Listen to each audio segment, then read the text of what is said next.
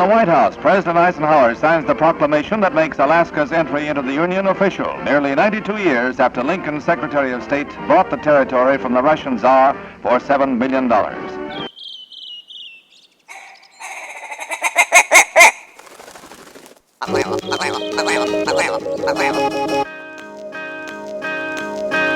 Alaska Wild Project podcast is brought to you by the following sponsors.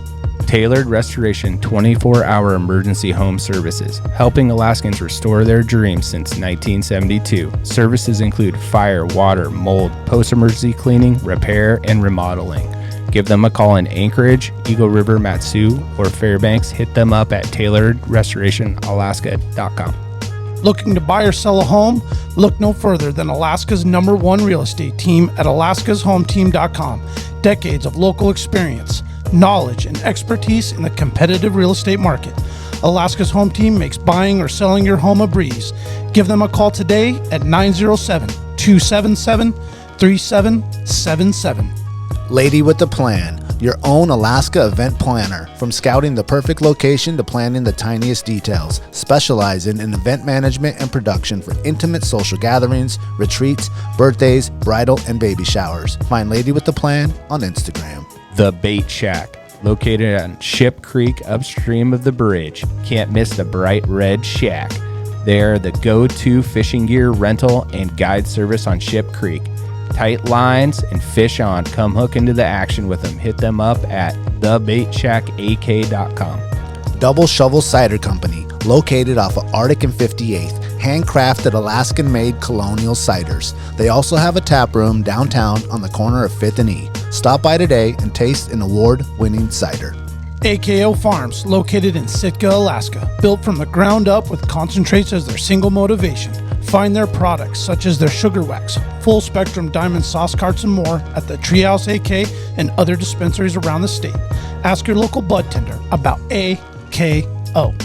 TheTreehouseAK.com, located at 341 Boniface Parkway, Alaska's own and grown cannabis and CBD store. Ask the bud tender what the strain of the day is to get your 10% off. The Treehouse, where the culture lives. Marijuana has intoxicating effects and may be habit-forming and addictive. Marijuana impairs concentration, coordination, and judgment. Do not operate a vehicle or machinery under the influence. There are health risks associated with consumption of marijuana. For the use of only by adults 21 and older. Keep out of the reach of children, and marijuana should not be used by women who are pregnant or breastfeeding.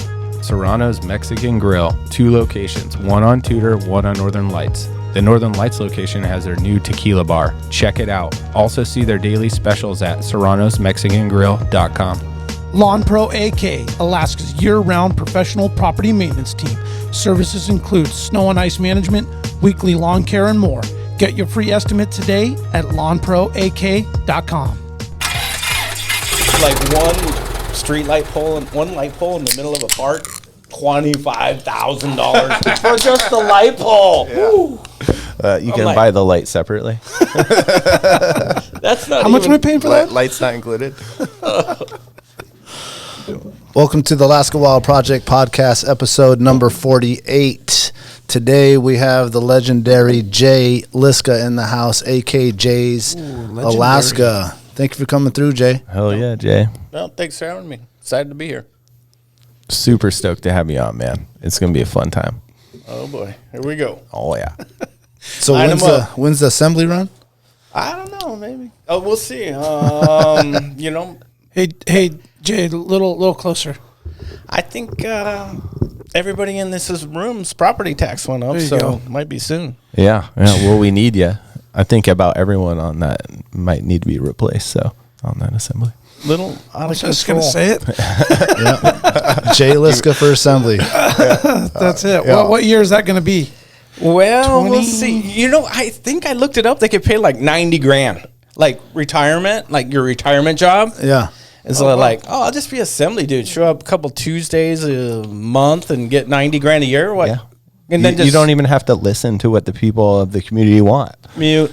Just mute the mic. Like you guys might be doing that to me. Like cut Jay off. No, I kind of have a hard on for it because of all the COVID stuff. So I mean, it's like how many times does my business have to get shut down for it? So, you know, Man. Yeah, that's all. Did the sanding business get shut down because COVID? no. Essential. AKJ Services is just pumping out the sand. It's been a good year for you this winter, huh? Well, I just started it, and it's kind of like you need tax write-offs. You got to have a tax write-off. So if you want to write off your truck and this and that and do some sanding. And I live in Bear Valley, so my driveway is super gnarly, 1,000 feet of, death on ice. So gets sanded first? Gets first sanded. And might have some for someone else. Yeah, and then, I just got on get on that Nextdoor app and get your customers in that little neighborhood, and I just try and focus up on the hillside and that. Yeah. But I do come around downtown too. Are you driving like a heavy duty pickup truck and dragging one around? Or you got like any equipment? No, I just got like 1.5 yards on a 3/4 ton diesel Cummins. Are you running chains or something on some of those really gnarly icy days? To get in around Bear Valley, you have to chain up to get to these people because, the Larsa Limited Road Service area, they won't, they're so slow, they can't, if they would sand the road, I could get to the person's driveway, but that's not happening. I have to chain up just to get to their driveway. What's your favorite part about living up there in Bear Valley? I know what the least favorite is the wind. Yeah. I mean, this weekend, Monday night, 100-mile-an-hour winds. Another house on my street, it's a 2-story house. Well, now it's a ranch. The top level. What? Yeah. Oh, And the other ones, the roof's gone. Was everyone all right? No, it's kind of like was in just a repair to begin with. Okay, all right. Nobody was living there. Yeah. Thank God. But it finally collapsed. I've been watching it for about a year, and now it's a ranch. Yeah. Damn. But my favorite, probably just the being in town, but being out of town also. Because once you get up in there, up in Bear Valley, it's kind of like you're in the valley. Or nobody really comes and bugs. No, it's no nice. crackheads, panhandlers up in there. And even like there's not very many people that even go like hiking up there. It's like the neighborhood's the one that hikes up there. That's true, but since the Park Service started charging you $5 a park, people coming up, you don't have to pay to park. Up back Black Bear. Not that one. That's not state. I'm talking like flat top. Oh yeah. Flat top $5. And, Yeah. I used to take girls up there and go smoke weed in Bear Valley. Let's watch the sunset. Yeah. Let's watch the sunset together. Yeah, it's pretty nice up in the there. back of my truck. There's some good spring skiing and snowboarding up there too. Yeah, we hiked. Well, I used to do a TV show called Northern Border TV, but when a friend of mine died, and so he was in some of the TV show. So for his family, I started going through all the tapes. I actually have them transferred, and they're going to start popping up on AKJ's Alaska. Nice. And I come across this one tape. We hiked a rail up to Brewster's Gully in Bear Valley. Yeah. Set up the rail, and me and all these kids are hitting this rail. I mean, I'm like, I don't know, I'm 30-something years old and hiking a rail up to a snow patch in Bear Valley. Yeah. But yeah, there's some fun skiing up there. Yeah, Get it before the wind. Yeah. It's kind of just like a nice little secret honey hole. Yeah. For the spring skiing. Yeah. People look at it like, I don't know if I want to, like the whole road. It's kind of hard to find. Yeah. So a lot of people don't find it. Yeah, they drive by it. Yeah. It's pretty easy to drive by it. Oh yeah. Yeah, the winds were ferocious just even the last couple nights too. Yeah. I think about that too, man. I mean, it's gnarly, and I'm down at the bottom, right by Elmore. Right. And it gets ripping through there, and I always think about the folks up in Bear Valley. I mean, there's just no stopping that wind as it rips out of the Chugach. Shaking the whole house. So I bought a boat. Just a funnel. This like a Sea Runner. This an older Sea Runner, 2-stroke. And I bought a Connex to put it in because I know in Bear Valley there's no way. Your boat's going to fly. My other boat was rolled over in the yard, so I bought a Connex, put the boat in the Connex. Yeah. Sweet. And then I got a 1-ton Ford van, parked it next to it, and chained the Connex to the van so the wind don't blow over my Connex. Jeez. I'm serious. That's and I'm prepared, So it blew 100 Monday, and a little bit of my rubber roof came off of my Connex as a rubber roof on top of it. A little bit peeled back, but other than that, held up. She's all windproofed out. I mean, you got to point your snow machine the right direction. If you park it the wrong way, the cowling's coming off. And every little thing you leave in the yard, you better have thought which way it's facing, because the wind always blows east. Right. It blows east. Okay. Yeah. Oh, that was going to be my question. Off the mountain, down, kind of, like turning an arm's of the funnel, and I'm kind of on the edge of the funnel, so it's all coming. Cresting over and just pounding you. Yeah. Man, we scouted out the sweetest house like a month ago up there for the meat party. Absolutely perfect. The owner or manager was cool with having the feed there, and I was like, all right, I'm going to go drive up there and scout it out. I haven't been to Bear Valley in a couple of years. Rolled up in there, and I'm cruising. I'm like, hell yeah, this is all good. And it's like the first or second hard 90, and then does another 90. It does like 290s and then goes hard right up this guy's driveway, like 200 yards. And it's just like a hill. I'm like, nah, dude. Like trying to have, 50, 60, 70 people and trying to come up there and park and have a dinner party. It was. We just got to have AKJs and come sand it up. I mean, first. That's right. Yeah, send it. No problem.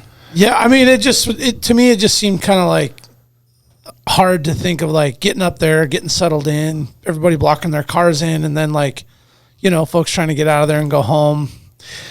I don't know. We could have some like X Games on it though. We could bring ice skates, like make a track to get up, and then we like ice skate down to our cars at the end of the night. Yeah, we'll just bring the four-wheeler with the winch and just winch folks up. Man, well, the setup and the layout of the house is like a lodge, and then it's just got the sickest view of town. I was like, fuck, man. Does it have a hot tub? I think it does. Oh, dude, I'm in. Oh man, we might have to revisit that one now that we have the official it'd be sander. cool if you guys just went out. Yeah, we might. We got a guy on the inside there in the valley. But it was. I mean, it's everything that we want. It's just you get to the driver, you're like, fuck. I don't know, man. Yeah. Well, and when the cops come, we can just run to Jay's house. Totally, So they ain't catching us in the woods, man. Yeah, I got a rope tow in my yard. You can just come over and do some shredding. There you go, perfect. You have a rope tow in the yard? Yeah, I got a rope tow in a snowboard park. And What's a rope tow? You don't know what a rope tow is? I mean, refresh my memory. well, like the original ski areas, like Mammoth started on a rope tow, a truck with a rope wrapped around the rim. And you hang on to the rope and it pulls you up the hill, and then you ski it was like or the lift. snowboard. Yeah, it's a lift. Yeah, like Arctic Valley still has it, right? Yeah, they got one. Yeah. What do you have turning yours? Oh, yeah. Okay. 72 Ford 1-ton dually. All right. $500. Nice. I mean, no computers. Yeah. Always start it. Yeah. That's right. Works every time. Yeah. I mean, it's been sitting there for 12 years. Fires right up. That's awesome. Yeah. How long of a run is it? About 800 feet, 1,600 feet of rope. 800 feet. And, you can get jibs, fun boxes, hit some kickers, and You get some neighborhood kids over there. Hey, I've had can I come? 30 kids on the rope tow ripping, and a lot of like pros from Dover. Pros from Dover from MASH. That's so funny. Pros from Dover show up and kill it. Some east side or east coast folk. No, just the local rippers from around town. Oh, gotcha. They come up and they crush it and kind of motivate you. Old as dirt to like, oh yeah, I can front board that again, and I'm gonna switch front board that, and then it's all like, oh, I only got one ACL, and then you limp around for a week after that. It was Just good times. punish yourself. It's something in your brain that clicks when other people are ripping, like they're getting stoked, and you're all like, oh yeah, or you think in your mind, I was doing this shit for 30 years. These kids ain't even 30 years old. And then you're like, and you just start throwing down. It's kind of mentally crazy. Yeah. Crazy. Some muscle memory. The body just takes over and just does the work. And you're like, I'm going to hurt later. Maybe envision it. Or I always think back, well, like, when I'm trying to coach or whatever, somebody asks me how to do something, like, if you're in running a jump on a snowboard or skis and you're coming up the jump and you think you're going to wad up and fold up like a lawn chair, you're going to fold up like a lawn chair. That's right. If you in running and you're like, I got this, I've been doing this for 30 years and 50 years, and then you generally kill it. Yep. So it's kind of along those lines, maybe. Yeah, you got to keep that mental positive energy going. You got to envision it. Yep. Yeah, I never envision it very good on jumps, and I always fuck up. So you get it all mapped out, and then it doesn't go the way you thought it would? Dude, I'm like, man, my parents should have put me in gymnastics. Like, I always have some sort of excuse. Now, a cliff is the other way. So, like, I land right on the You'll cliff. drop those, yeah. But, man, when it comes to jumps, I just look silly. Although I was tearing up the terrain park with the 5-year-olds this last weekend. So where at? Just at Chair 3. Nice. Yeah, at Alley. Yeah, it was nice. Yeah, they have the terrain parks are legit now. I know, dude. So fun. Yeah. Nothing to prove. Just like, oh, I'm killing it. Totally, dude. It's like I didn't fall down. Well, he's got a lot to prove. He's got his kids watching, man. He's gonna. I'm just like, go faster. That's like, watch, I'll go faster, and so I'm just trying to get him to go faster. Yeah, that's it. Have you seen these snow bikers? Not in person. Oh, maybe I seen one at Arctic Valley last year, maybe. But I've seen them. I seen one for sale on Facebook Marketplace. Yeah, dude, it's like a posse down there. Oh, really? Yeah, dude. They allow them on the lifts? Yeah. It reminds me of like growing up as a kid in the snowboarding community, starting to build, and going into and build terrain parks and stuff. These guys like all posseed up. They ride up the lift together. They're all filming their tricks or really. But they're all like newbies. Like there's no pro guys yet, at least at Aliaska. Is riding the tram or just Chair 3 or anything? I had one that I passed like at Midway coming down. Yeah. What is that? 4 or 6 or whatever. It's right down from 4. There it like splits and you can go right or left, and there's a steeper one that you can curve back over to Chair 3. There's a biker on that. He was having a hard time. I passed him on my skis, and then I came around the corner and went to the park, and there was a whole group in there. I bet you that's super sick, because you know how like mountain biking is kind of rough, and if you wad up, you like damage yourself. Yeah.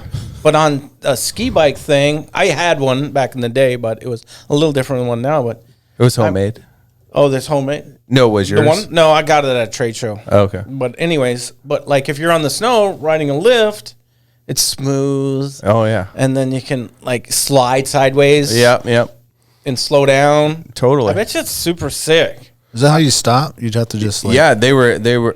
I don't think they had. Like I don't think they had like an underneath brake thing. I think that they were going to the side. Okay. Like a hockey stop. Like a skid out. At least that's how they were stopped at the bottom of Chair 3, and that's how the dude was controlling himself down the steep section. Oh, okay. He was making it's these just like two skis on a bicycle frame. Yeah, so that's ski it. under the handlebars, and then you're like on top of the back ski. Yeah, and then it has got the like a little normal bike 2 frame. suspension. It looks just like a downhill bike frame, except for skis instead of tires.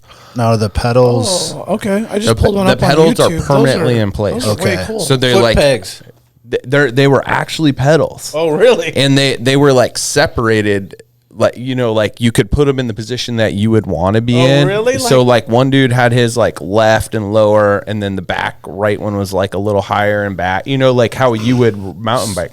And look up Lens. And snow they're bikes. locked in that position. I think they can like pull a pin or Ski something and bikes. readjust. Lens. Cool. LENZ. But I would specs. like my left foot forward, right, and then my right foot back, because that's how I take jumps on my mountain bike. I don't really, on a mountain bike, I don't really think ski about bike. it ever. But snowboarding, if your regular foot or left, Yeah. there's definitely a foot you like better in the front. Yeah. Like this right here. Yeah, no, those are them. And my left foot forward would be like me snowboarding, because How much are those? I'm not sure. Put that one in the Click far on right. one of the those. far right. Yeah, that one. $1,800. Damn. I bet someone rents them. Maybe It'd powder be cool to hound. go try it. You know what, dude? I don't ski or snowboard. Never have in my whole life. But I would certainly. You would do that? Fucking A, I would. Really? Yeah. That looks fun, dude. I just saw this. No, they on have like a YouTube. really badass shock on the front and on the But little he's back. got a helmet on, dude. Throw a chest protector on in case you do the good old chest, the old slip chest out? smash, and yeah, dude. So the ones I Let it saw rip. were a little different than that. That's like the peg style that Jay's talking about. it's got the- suspension. they all had suspension except for the ones I saw actually had real pedals. Like this one has real pedals. So how is the posse like getting those up there? They're just like holding them? So they have to have like this leash that they hook to the lift, and then they take like two. It's on like a carabiner, and then they take two people and 2 of those per lift. So they kind of like take up more space instead of 4 people on the lift, which is kind of annoying. But I know they won't. I don't think they allow snow skating. I know. I mean that. It kind of chaps my ass that they allow that and not snow skating. Is that like the little ski? Snow skating's like a skateboard with a ski underneath on a sub deck. Why wouldn't you allow that? Well, It's coming. I mean, snow skating's been around for over 20 years. Right, yeah. But Igg Scott, I don't know. Well, they're Canadian known now, so maybe they're a little more friendly about that. But the last I checked, because snow skating Chair 3, like you're talking on the park, it'd be insane. Be like, wave here and just butter your muffin, and it would be on. It would be fun. Yeah. Those are cool though. I didn't realize they're almost $2,000. So, well, I tell you what, I'll take my $100 one at home, get some of those old skis, and just stick it on there. Yeah, good equipment's a crutch for the talentless, anyway. Well, what's cool is that somebody like made that prototype. They just took like a BMX frame and someone broke the ice and like made that thing, right? Yeah, that's all it is. I mean, I know you got a couple of bikes laying around in the shed back there. I do. I do. I have 2 or 3. I like the cruiser on the left. Cruiser. It has like a cruiser style. Oh, the handlebars? Yeah. It's pretty cool. Where's the brake handle? There's no. Yeah. You put your foot down. They look like they'd be fun Just for bail, the is that park. what you do? Yeah. I want to stop. Just point, man. Just point. You don't stop. You get to the bottom. I'm trying to think about, like, when you're on a flow trail, you're just killing the flow trail. Yeah. And how you get the G here, the G there, and you're just like, and so then I think about if I was on snow, like how would I get that like ripping carting feeling? And like I don't quite see it like that. Yeah. It's kind of bicycling but skiing. Yeah, I haven't seen anyone rip it like that yet. Like I just have seen him like screwing around the park, and the other dude seemed like he was kind of struggling going down like a blue. Yeah, black anywhere else but a blue trail at Alaska. But I mean, it seems newer. I hadn't seen him last year there, so somebody's gonna get him figured out and start ripping. Well, and it seems like the stance is like back. You know, what Yeah, I'm saying? it's It's not like like a level as downhill, it Like like. hunched over. Yeah. It's like a downhill trick bike, like jump bike. It's like more like a BMX kind of style. There you go. Yeah. That's cool. Well, we'll see how it goes. Yeah, when you're taking those jumps, your ass is off that thing. Yeah.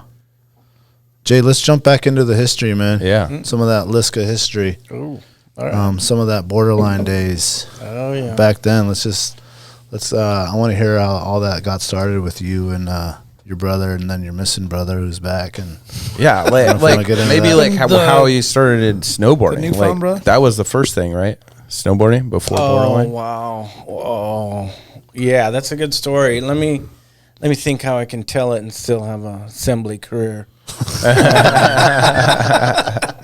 So back in the day on the east side, this guy named Rick Malone had a snowboard shop near East High School called New Frontier Sports, and this was when snowboarding just first infancy, and he had a bunch of rental boards. What year would you say? Around.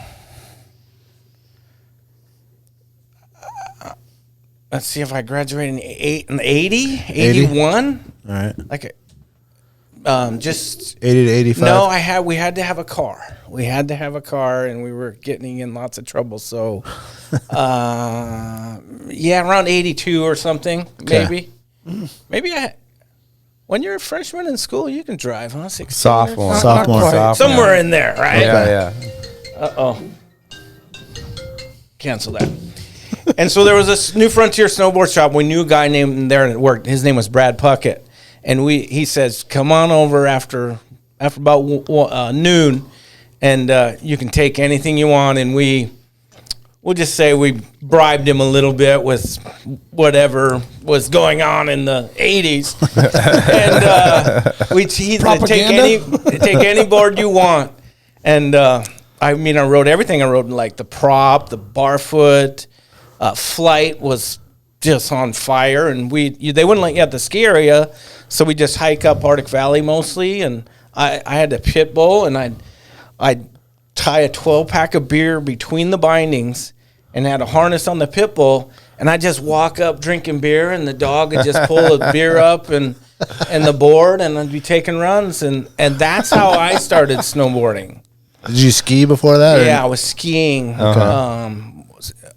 When there was 3 rope tows around town. There's one at Centennial, Russian Jack, and then maybe there was only 2, but it was only $1 all day. Really? $1, and if you had the same ticket, it's like $1 seasons pass. It's all like, oh, he's got a ticket, just let him go. And so it was instead of dropping the kids off at Hilltop, it was drop them off at the rope tow. Like east side was Centennial Park. Yeah. That sledding hill. Yeah. That was there's a rope tow on the far looker's left. Yeah. Well, I learned to snowboard at Russian Jack on that tow rope at Russian Jack when I first wanted to try snowboarding. I went, and I don't even remember where I got the snowboard from.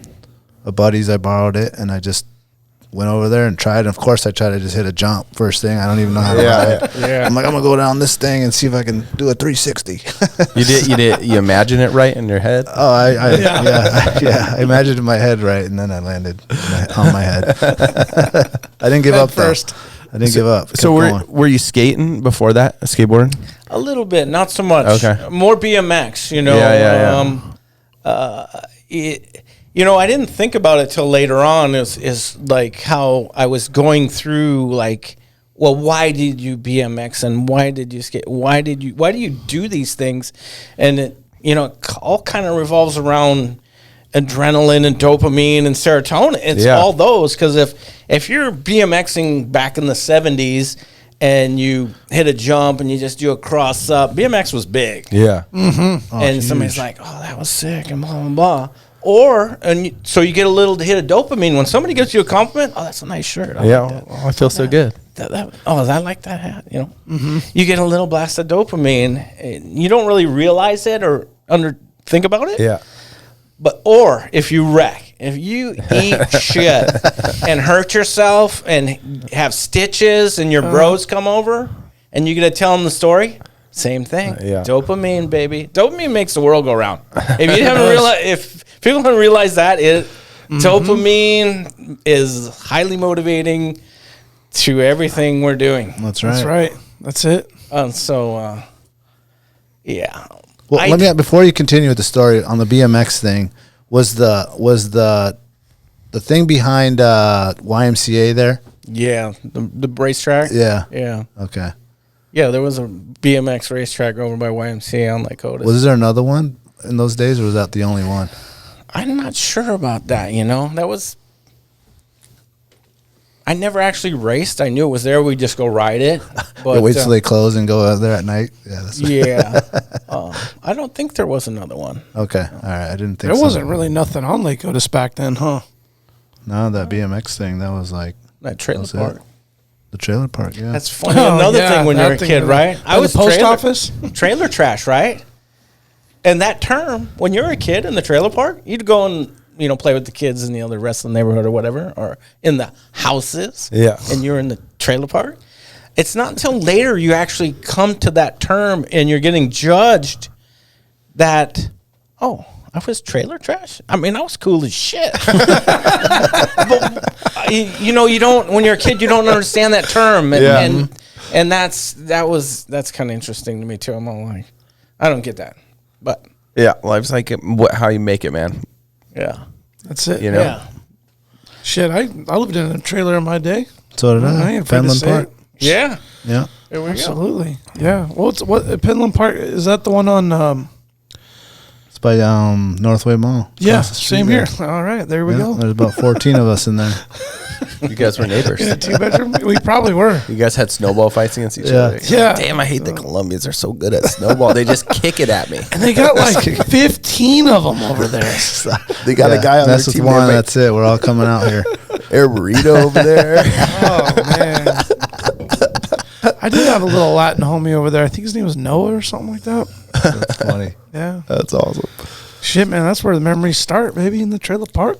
So you go from the rope tow, and then what happens? Well, with my brother, like we're all electricians, all of us, and so we're both working. Scott, my oldest brother, is my journeyman. I'm an apprentice. Oh, okay. So we're working in like these schools, doing fire alarm upgrades and this and that, and I hear there's a road shot. Well, he had tried snowboarding once. I took him up the Arctic Valley in the summer. Yeah. And we hiked up to there's only snow on the cornice. We hiked up to the cornice. Yeah.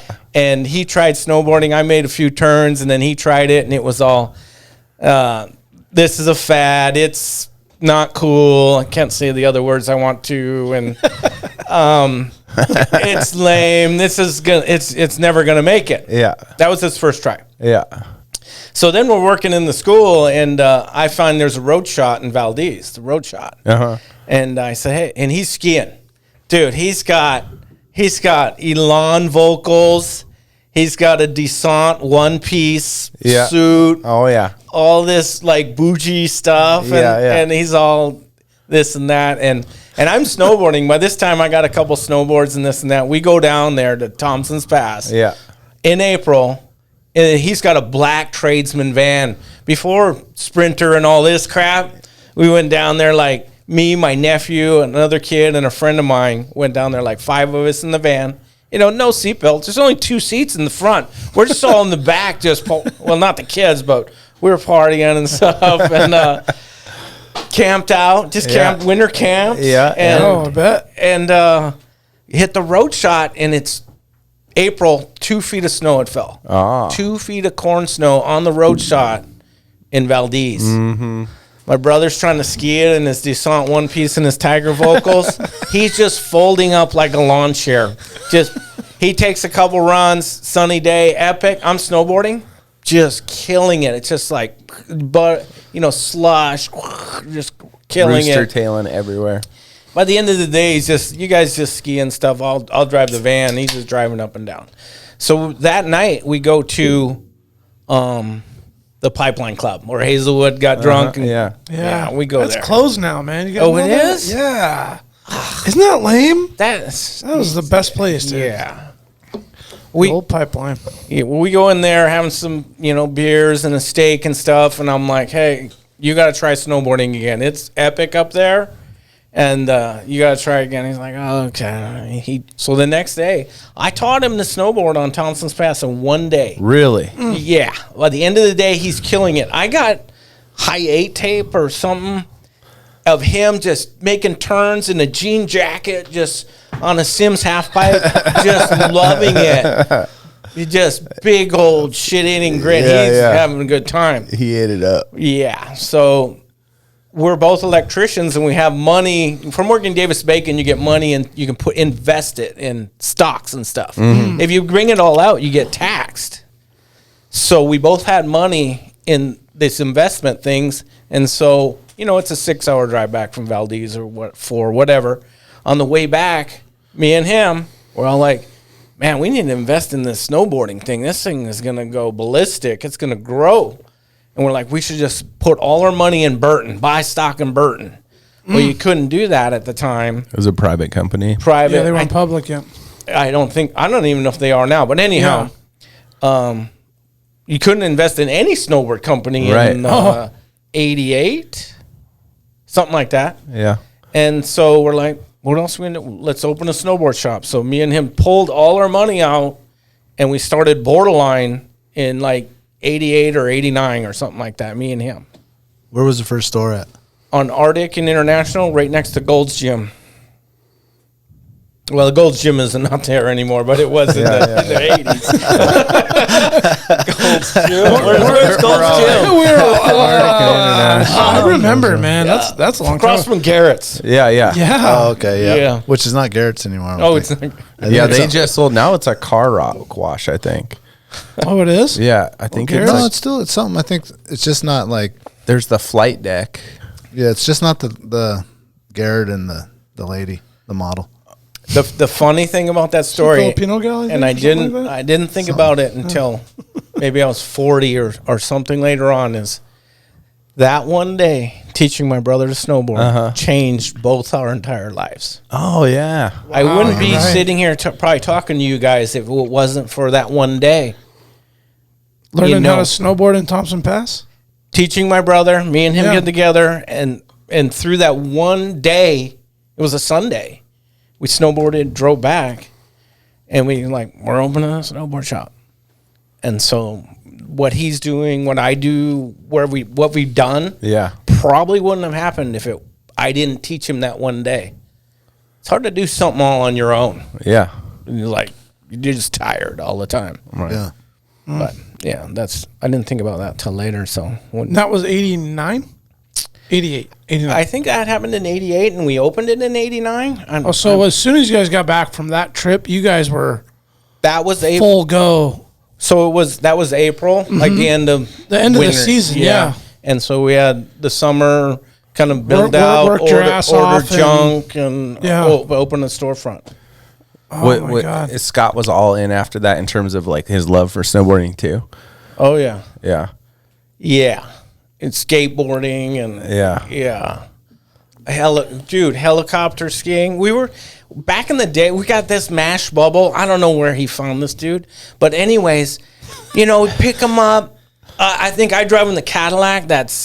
We had a '63 Cadillac limousine. I'm driving the Cadillac with the crew, and he's in the mash chopper. I think he gets picked up on Muldoon or something in the mash chopper, and they see us on the highway. They're obviously ahead. We're going out by Hatcher's, out by Buffalo Mine. We're gonna ride that stuff above Buffalo Mine. Yeah. Okay. Between Jonesville and Hatcher. Yeah.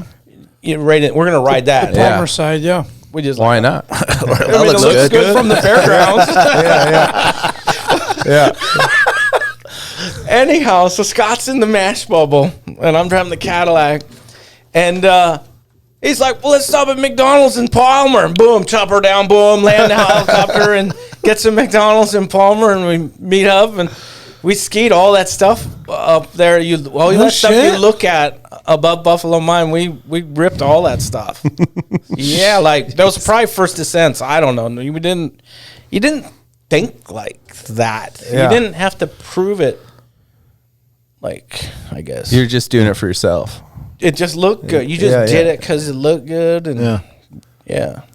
And this Business guy, this guy was practicing landing on the snow and had been doing this, or was Scott just get a hold of this guy? Hey man, you ever landed your mash copter up on a saddle? Like I say, he was a air taxi or something. He did this, but I don't know how Scott found him. When you have a business, people find you. Yeah. Sure. They come out. A lot of stories. So when you guys started the store, were you like, fuck being an electrician, we're just going to be here all day? Or were you still like, we got to actually make some money? How committed to your career were you? Well, shoot. I was maybe 20, 22 years old. I was pretty young. Yeah. And so I don't know if you remember when you were 21, but snowboarding and hanging out in a snowboard shop and whatever else was going on in the 80s, that was all I needed. When you think back about when you're first car, high school, 16 or 21, it's three things. It's easy to balance a three-legged stool. It's only till you add the fourth leg, then it doesn't balance. So what was it? It was, where's chicks, parties, and how much gas do I got in the car? And so snowboarding, parties, and where are we ripping? It was, I don't know. actually making money, I never really look at the books. I know I pay some taxes on some stuff, but it all put back in either to having a good time or, you'd have a helicopter budget of, or bill at the end of you'd come back and have to pay that off all summer long. But you just did it. Yeah. It was worth it. Yeah. Yeah, that quality of life and adventure in the moment was more important than revenue stream, right? Yeah. Well, just loving doing something you love, man. Yeah, I mean, it was like enough to make it all happen, and it kept happening, and you kept enjoying it, and you just rolled with it, right? Well, it boomed and grew, really. So we were just on this wave. It just all like, we just caught it, it was just breaking, and we caught it and rode it, and it was a pretty good ride up until kind of the internet, and then we didn't really. I can speak for myself because we split the partnership, and I tried to adapt. I'm sure he tried to adapt, but maybe our heart wasn't in it by that time so much, and then it was. You have family, and you added another leg to your stool, and you have kids, and you're like, oh man, I need health care, and this shit ain't paying the bills. So how long did that store stay there? At what point did it move to the Diamond Center next? Well, we opened Diamond Center, and we had one in Girdwood and me and my brother didn't quite see eye to eye. He's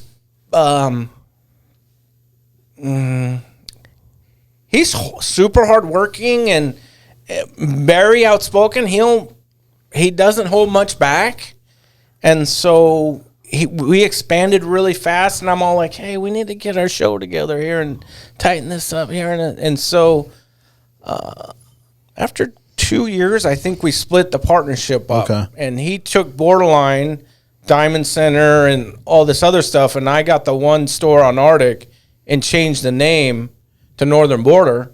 Mm-hmm. And then I was there for a couple of years, and then I moved to the Fifth Avenue Mall. So just maybe 5 years that store was there. Yeah.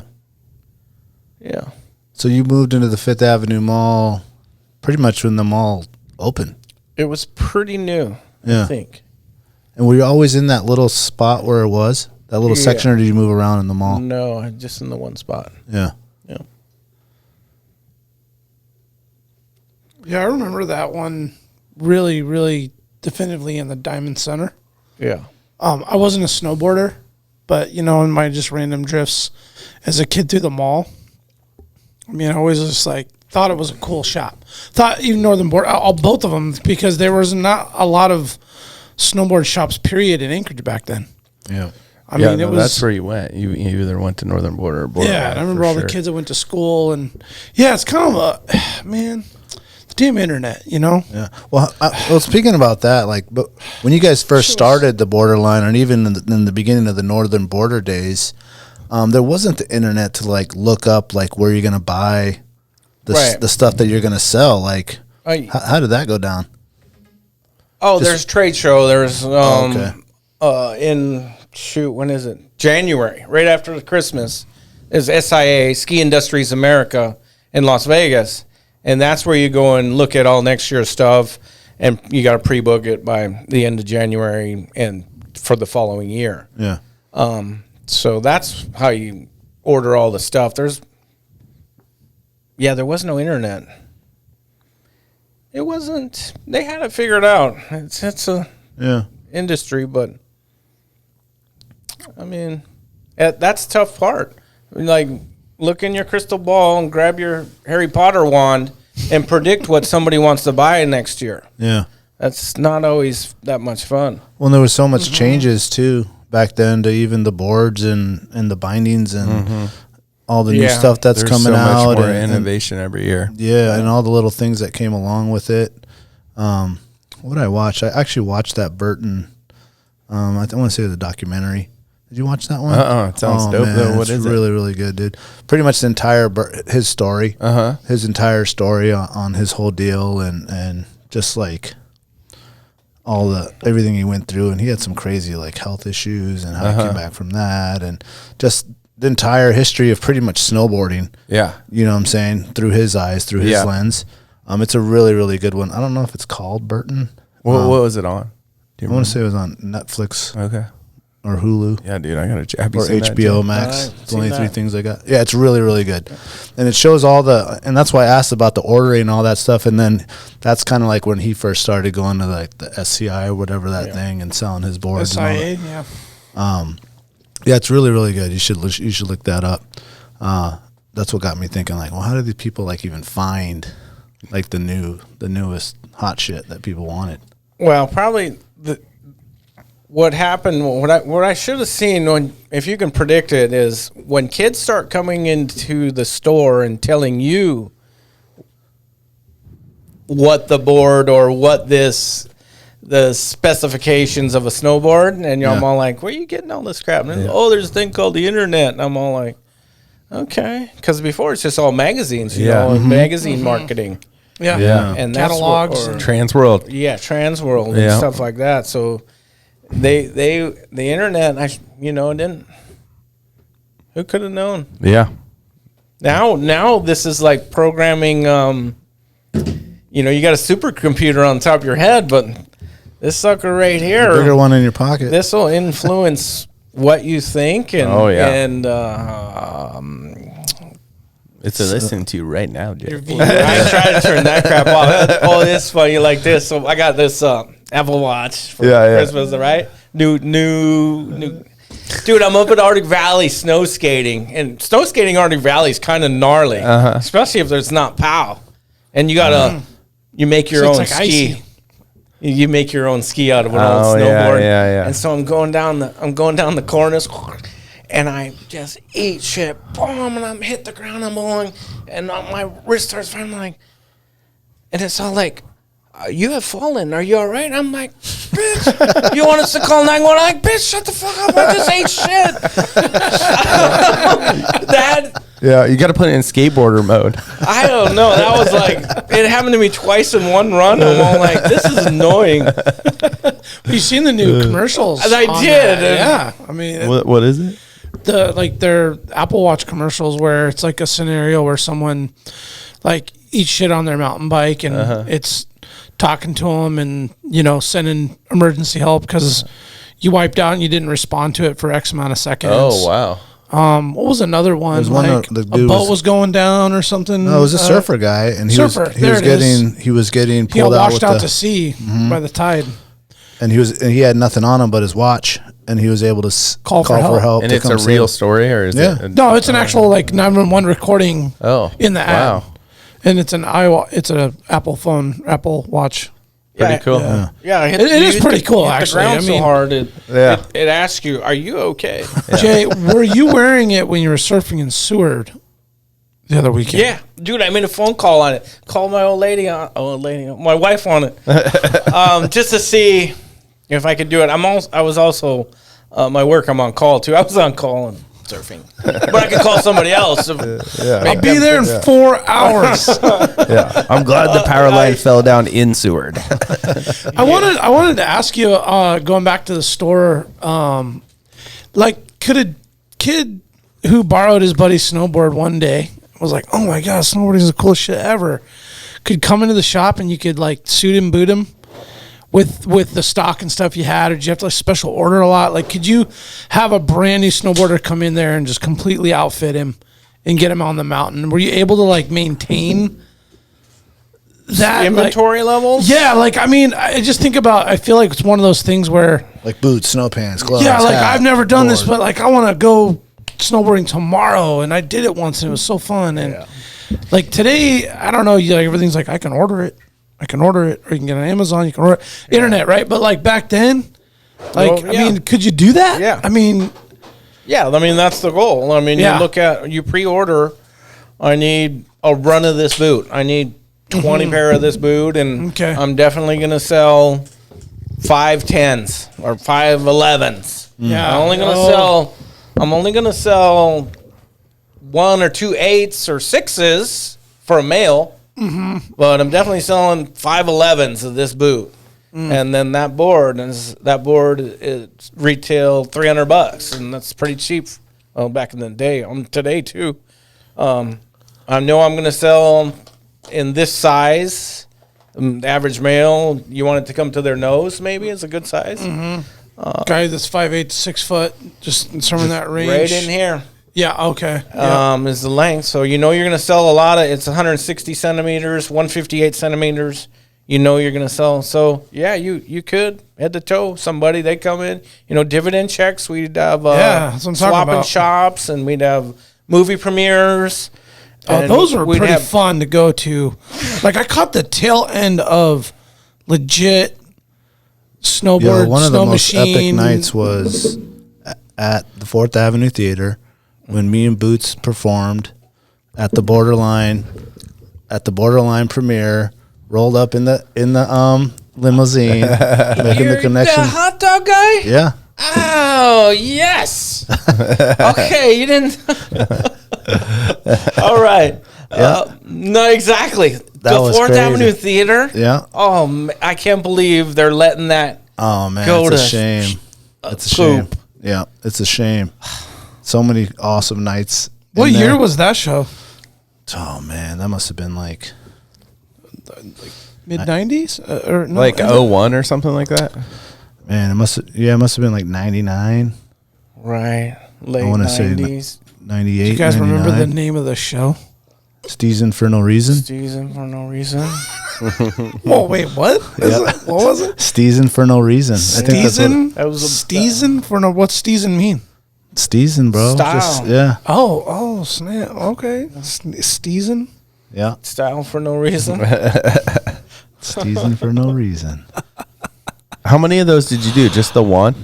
Well, when me and my brother were partners, we do something every October for dividend checks. Uh-huh. And then JB Deuce, Jason Borgstead from Blue and Gold, Yep. and Jesse Bertner, which I think he's the team manager for Mervyn now. Okay. My brother paid them to make a movie and do it all. You know, yeah. he's he had them do it. Yeah. So then that would involve, when more people are involved, the bigger it gets, a snowball effect. And so all the local kids that work all winter long to film their part, get their clips, get their stuff in the movie. And then when the movie premiere came out, it was a big deal. Like, you waited all summer, you worked all winter and waited all summer to see your part in that movie. Yeah. In the 4th Avenue Theater. Oh man, it was epic. Sounds dude. fun, man. Oh, it was so much fun. Yeah. That was awesome. Steezen for no reason. Yeah, dude. I can't forget that. There was a video. Obviously, man, Yeah. dude, I gotta have a copy. There's somewhere. a video like every year from Borderline, right? One Yeah, of there those. was. Yeah. Yeah. Does anyone still have those clips? Those videos downloaded? Should probably Cody. I think if you probably Google it, you might find some stuff. Yeah. Yeah. Yeah. Or Jason's probably got something. Yeah. And then there's still a Borderline down in Juneau, right? Does Yeah. Dee's has that or? Jake and Derek, my nephews. Okay. Yeah. Yeah, when Jake used to ride half of my snowboards, I'd break them. And then I'd like take the tail piece and, jigsaw a nose back on it and mount the two bindings like this far apart. And I'd give him the Jake. And that was his first snowboard. That's so cool. And now he's running Juneau and Borderline and stuff like that. So in the whole story about, getting to the, the shop being set up, we missed out a little bit on, you as a snowboarder in general and, how you developed, like how many days you were getting in, you had some pro snowboard days. Tell us a little bit about that. Well, I've been snowboarding for a while, and we opened a shop, and so you're getting connected to the industry. And then we'd heard Valdez, there's the first World Extreme Snowboarding Contest, and was coming up. I don't know what year it was. And, everybody's coming up, all the pros from the lower 48. It's a big deal. At the St. Lodge, Thompson's Pass. And I wanted to get into that. It was $1,000 to enter. And, you know, I had to find him. Probably my first sponsor, probably the greatest sponsor I ever had. Guy's name was Ilya. He's the Silver Surfer on Instagram. He gets like, for vertical footage at Aliaska, he's like top guy. Oh, really? When they measure the footage. Yeah. He also does some rafting up, what's that glacier up there, Placer. Oh, yeah. He runs kind of that stuff. It's awesome. Yeah. And so Ilya's a snowboarder, and he's running into the distributors with his mom. And I'm like, Ilya, bro, will you sponsor me? I want to go to this contest in Valdez. He's like, oh, yeah, what do you need? And I'm like, well, I could use $1,000. He's like, yeah, about $1,000 and a pallet of beer. And I'm like, hell yeah, that's even better. And so I was sponsored by Pete's Wicked Ale. Yeah, all right. And he gives $1,000, pallet of beer. I throw it in that black van, the one we went to Valdez the first time. Went down there, just killed it. You know, we're talking everybody.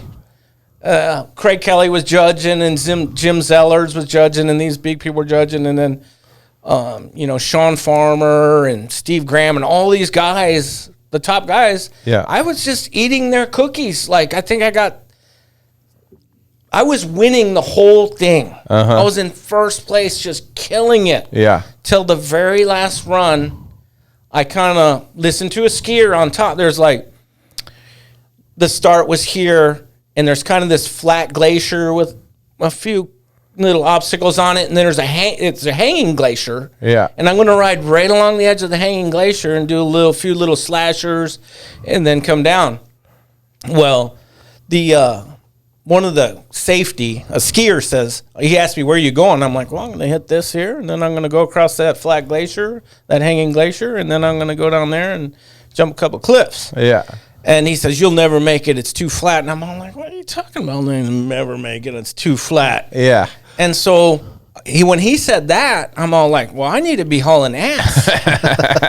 And so the top of the run, I like jumped this cliff and killed it, stomped it, and I'm hauling ass across this glacier because I think I'm not going to make it.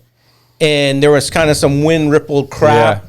And I kind of bullwinkle, ragdolled, and I kind of got disoriented. When you're big mounting, snowboarding, you have features you're like, and you have to remember them from top to bottom. You might sit and look at it's like this rock here. And this is what I think it's going to look like from the top. And when I see that landmark there, and then so I kind of got disorientated, and I rode out into this finger in the hanging glacier. And I had nowhere to go. And I had to turn around and hike back out and text Mike Davenport from Mount Baker won it. And I lost it on that one run. Damn. So. Is that the King of the Mountain? No, King of the Hill came after that. Okay, all right. That was the World Extreme Snowboarding, and Mike Kozad hosted that at Tasena Lodge. Tasena Lodge. Is that different than the World Extreme Skiing? Or was it all combined? Was right after that. Like the skiing went 1 year was standalone, and then Mike Kozad had the Sena Lodge in Valdez, and he's like, well, I need some marketing, and nobody liked him very much. But we won't get it. So he put on the snowboarding. He needed a little help. That's all. Yeah. And so through that contest, I was like, shit, I ate some cookies, some Pro from Dover cookies, and then I got sponsored. Was getting paid, and had a pro model. I think you had the first pro model snowboard named after anybody, right? Was in Alaska. Yeah, I had the first pro model and traveled the world and got paid, and when you have a salary and then you have marketing budget which you can spend on travel, and did all that and. Seen the world, and it was quite a good ride. Would you say it was an easy rider ride? Yeah, my snowboard model was the Easy Rider. Yeah. Yeah, it had a Harley on top. Yeah, they didn't quite follow my graphic ideas. What were yours? Well, I wanted the top view, like you were sitting on a Harley, like this would be the tank and the front wheel. Instead, they put the motorcycle sideways, side view, and so. Who made that? The snowboard company was called Generic Snowboards. It was a German company, and there's only so many places to make a snowboard. They're Right. all, there's 10, 20 manufacturing facilities, but Yeah. there's 300 names of snowboards. So Right. they're all the same. Yeah. All made from the same A place. different name. Yeah. Yeah. Oh, I didn't know Well, that. there's a lot of crazy history on that. When you watch that Burton doc, it just goes into all the, like, especially they dive deep into like the materials Yeah. that they use, like that what they would use in between, and before they had edges and the split tail, and before they started with the 2 rounded edges, and it's just like it's a pretty cool like history on everything that they've tried. Yeah. And the same deal with The him. Like, I development. think he first started with the little kid thing that you had like a string on the front. What was that called? Snurfer. Yeah, the snurfer. The snurfer. What was that? Snurfer. Snurfer. What is a snurfer? And I'll pull it up real quick. It's a wood, kind of concave piece of wood with a rope on the end, and it had these little like cleats that stuck out of it, and you just stand on it and you hit the hill. I mean, they brought them back. I think the guy's name was Sherman Poppins that invented the snurfer. Brunswick produced it, like right alongside the bowling balls. You get a snurfer. Yeah. All right. Yeah. There they are. Yeah, like that. Oh, That okay. was like the beginning of it all. I remember having one like that as just a kid, like a present. Like, we used to ride that just at the school Yeah. with those little deals. And mini skis. Remember you get mini skis at Oh, yeah. cars? Oh, yeah. Those red skis. Oh, yeah. Well, now they got like the boots that just has the ski on it. Yeah. Right? Yeah. What's that called? I don't know what that's called. Ski dogs. The ski dogs? Ski I dogs? think ski The dogs. ski dogs. Ski dogs. So from the competition, and then where does that lead into the King of the Hill stuff? Well, so I don't know what the exact story was, but Mike Kozad, I don't know what happened. He left Valdez and he didn't run the St. Lodge anymore, and so there was no World Extreme Snowboarding. So There wasn't a hub no more. yeah, there was no contest. So me and my brother and Nick Parada and some other guys, well, we need to have a contest, but we want it to be different than, the extreme thing is, World Extreme is like one classification of riding, getting from point A to point B and being the raddest. Yeah. And so we wanted to have a more all-around type contest. And so it was a day of downhilling, like point A to point B timed. An extreme day, same thing, judged. And then more of a freestyle day where on a little lower angle hill or something and doing some tricks and stuff like that. Yeah. So that evolved into, I think there was 2 years of the World Extreme, and then it went King of the Hill, and then that also went away. But yeah, I mean, it was just uncharted territory. You want to do it, you do it. It's not like now where I don't think we had a park permit or anything like that. Like, you just Insurance, did so no, Yeah. you just go. We're having a contest, show up. Yeah. There's been plenty of beer and money to be won. Full pallet over there on the parking lot. Yeah. Don't forget the van. So the historic Big Mountain event was 97. Is that what it shows right there? Yeah. Sounds Sound about right. right. Yep, right there, historic Big Mountain. There it Is that Jay right there? Is that you right there, Robin? I'm not sure. Let's see if we can find you here. They're like listing the guys that are riding. Oh, they got their names. Yeah. Somebody had a knee brace there. What's going on? Oh, yeah. There you go. Sergi Teal. Cornelot. Teal Copeland is from, I'm not sure where that is. 97 King of the Hill. Huh. Valdez, Alaska Valdez, snowboarding tournament. Alaska. What? Oh, that's the res- downhill. oh. That's a race. Teal Copeland was from Cordova. Those other guys are all European. Oh, really? Yeah. You even brought in some euros, huh? Yeah, those are all Europeans, and Teal was from Cordova. Lori Gibbs is from Lake Tahoe, I think. That's cool, man. That's some cool history there. Hell yeah. You guys can find it if you're listening and you want to look at it. Just go Google Valdez, Alaska snowboarding tournament.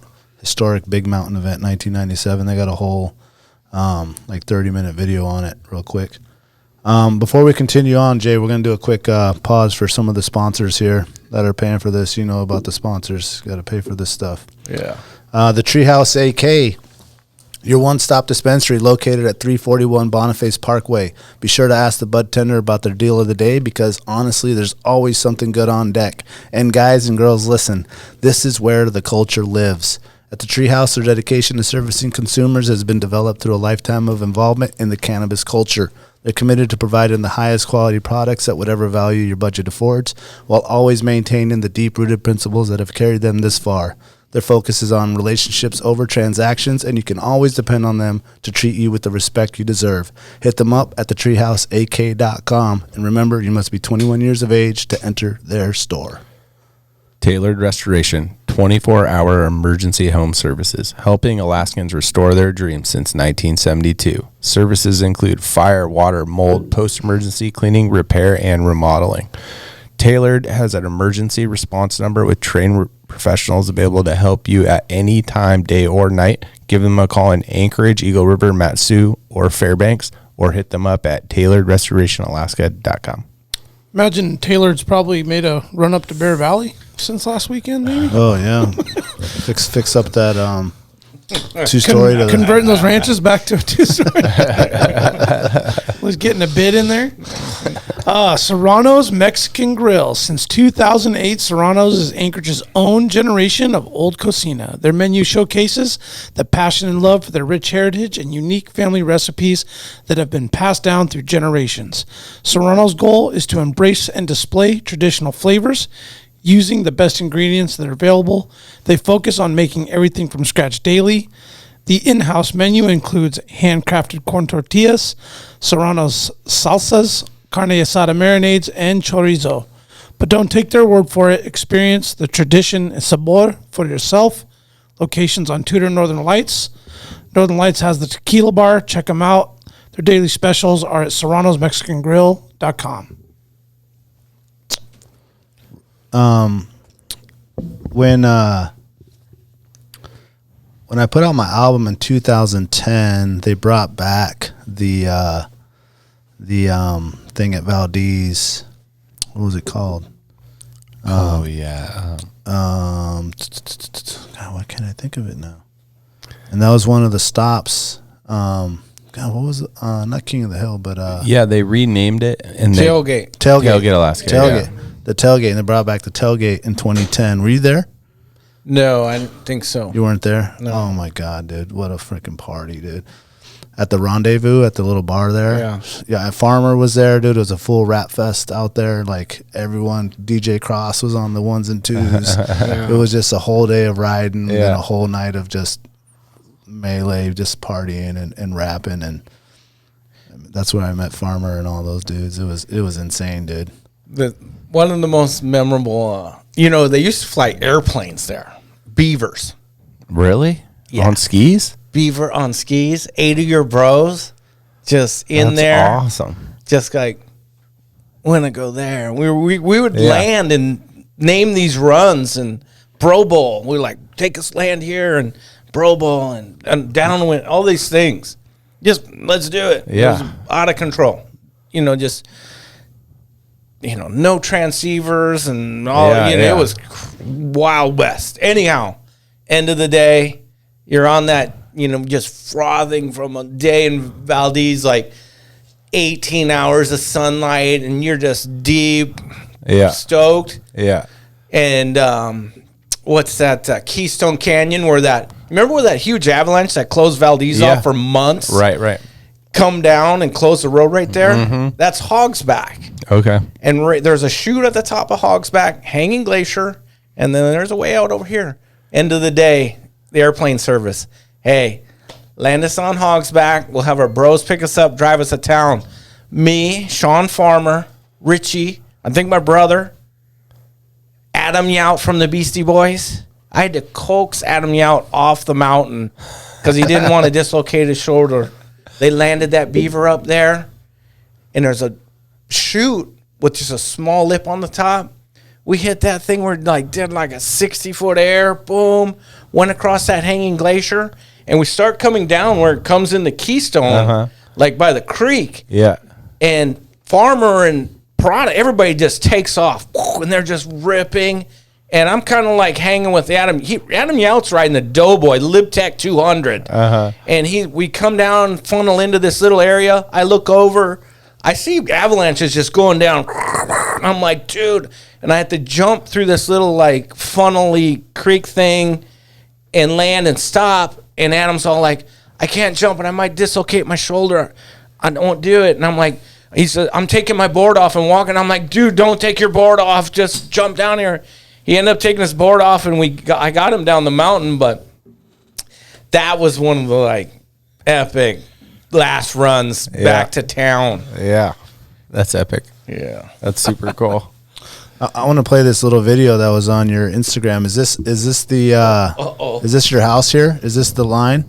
Yeah, that's the rope tow. The rope tow? Yeah, that's a Shark's snow surfer. There's no bindings on it.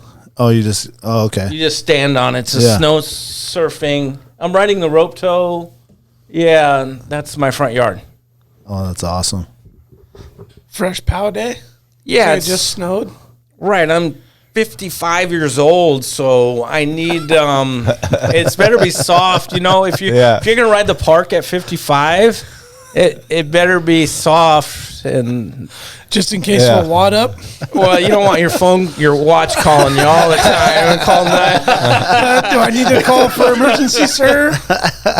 AKJ?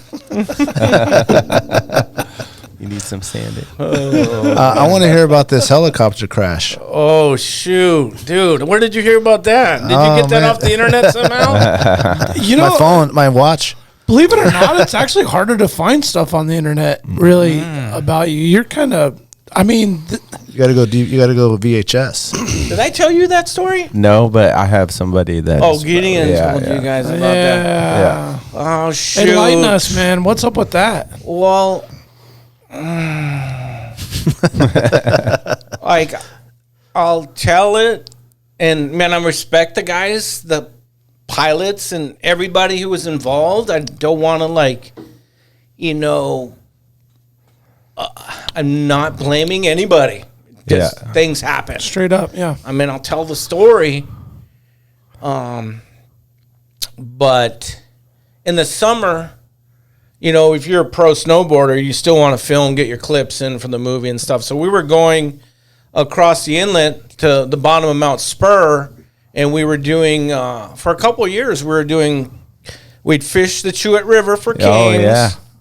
They'd bring us up to the Mosquito Rapid Hole above all the paid clients, right? Because we would fuck shit up. And nobody else would catch any fish. The Mosquito Rapid Hole, but we'd fish kings, and then we would snowboard on Mt Spur. 10,500 feet. Yeah, the top of Mt Spur, and this didn't happen the first time we were up there. The first time, I think, I'll just, it might have been another first descent. I don't know whoever snowboarded on Mt Spur before, but we're at the Chamichatna Lake. Anyways, the headwaters of all those rivers is right next to Mt Spur. There's a big lake. And we're sitting there, and the night before, we're campfire, and the pilot's all like, who wants to go first? Because I only want to take one guy because it's 10,000 feet. We've never landed there. I don't know what's going to happen when we get going. One guy, and everybody looks around the campfire, and they go, well, Jay will go. And I'm all, what do you mean I'll go? And I'm like, okay, I'll go. So it took to get from that lake to the top, it had to take a half hour. I mean, just going around in the circle in the helicopter, just going. And when we came in to land, very first landing, and in a Jet Ranger, it's opposite of a car, or the pilot's on the passenger side and you're on this side, and the snowboard rack is on the other side, on the pilot side. So you have to get out, walk around the front, and get your board off the other side. So we land on top of Mt Spur. and it's active volcano. And I open the door, get out, and I'm on the ski, and I step off the ski, boom, right into a crevasse, hanging on to the skid of the helicopter, and looking back up at the pilot, and he's all like, you want to get back in? Yeah. And I'm all like, and I crawl out of the crevasse, and I walk around the front of the helicopter, jump over it again, get my snowboard off the other side, and give him a thumbs up, and he takes off. That's when it sets in. Well, what did I just get myself into? Yeah. And it took like an hour, like 45 minutes for him to come back. I was freaking out up there all by myself. I wasn't even wearing a transceiver, Just no radio. I think we had some talkabouts or something, but Yeah. if that helicopter went down, I mean, sure, somebody's going to, they probably know I'm on top of the mountain, but Yeah. anyhow, I snowboarded off all 3 sides of that mountain and hiked back up just to keep myself calm and stop my brain from just spinning.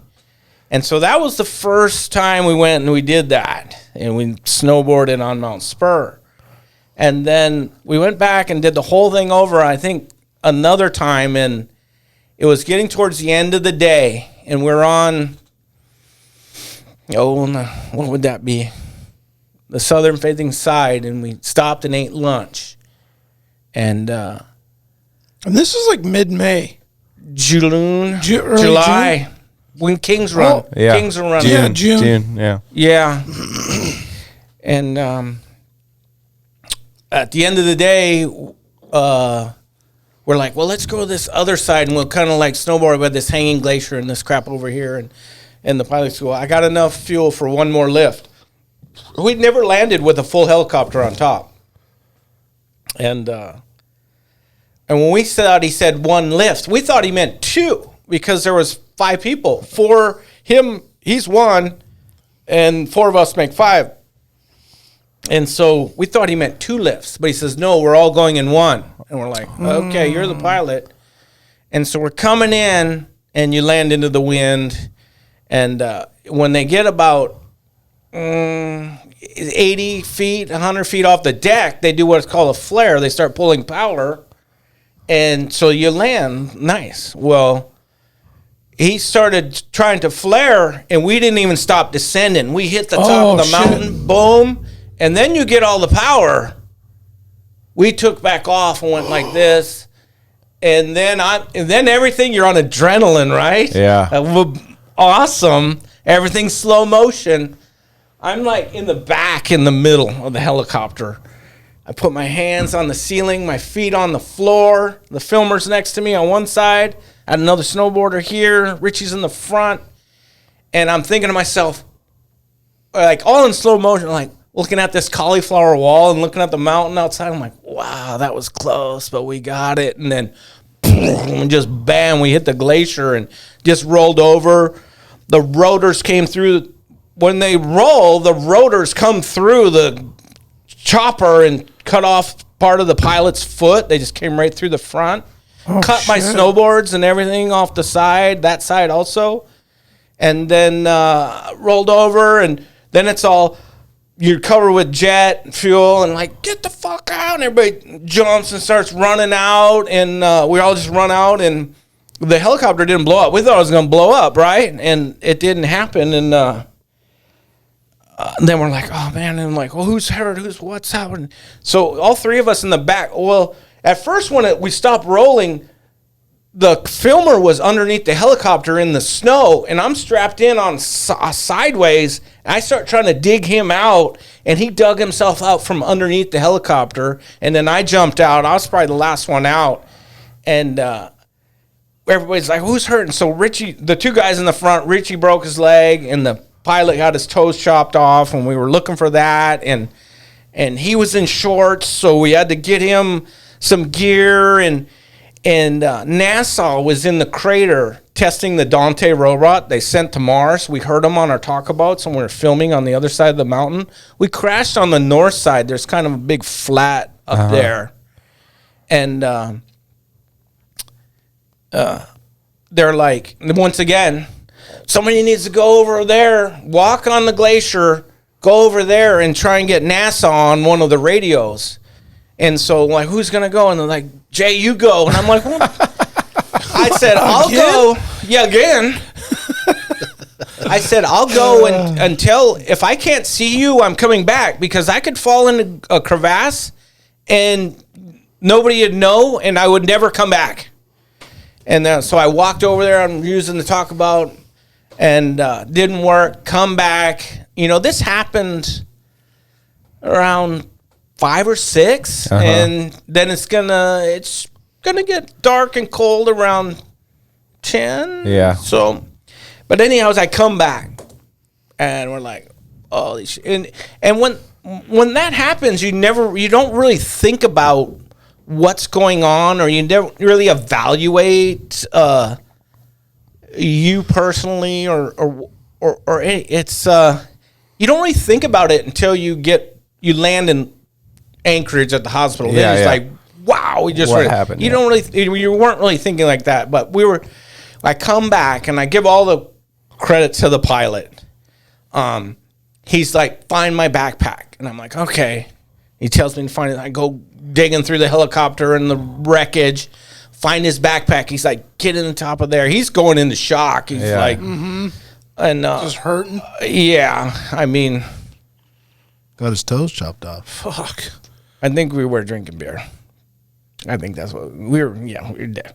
We gave him some beer. You know, what are you going to do? He chopped his toes off. He needs a beer. Wrapped his foot up, and Anyhow. At least you had beer. I mean, we did. We didn't have much, but we had beer and some other shit. But anyways. Oh, that's what you're looking in for in the backpack. Okay. He's like, get in my backpack. And he has the body of a Motorola radio. Okay. Like a marine or surface to ground or something. Yeah. He's like, but no battery or antenna. And I'm like, what the fuck? He's like, get the antenna off the bottom of the helicopter. I'm like, there was no, you couldn't say this saying MacGyver yet, but this was some MacGyver shit. Yeah. I get the antenna off the bottom of the helicopter. It fits on this radio. Oh, shit. Boom.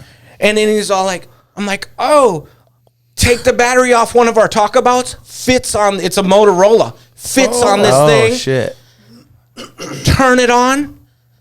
Mayday, fucking Mayday. We just fucking crashed a helicopter on Mt Spur. Boom. This is Coast Guard Kodiak Island. How many survivors? Yeah. Boom. They come in. What's that big helicopter with the snorkel thing sticking? C-130 or no? That's an airplane.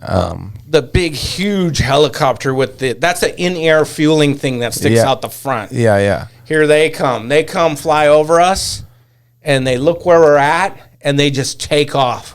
And we're like, what the fuck? Where are they going? They had to go dump all their fuel. We were so high, they never landed on top.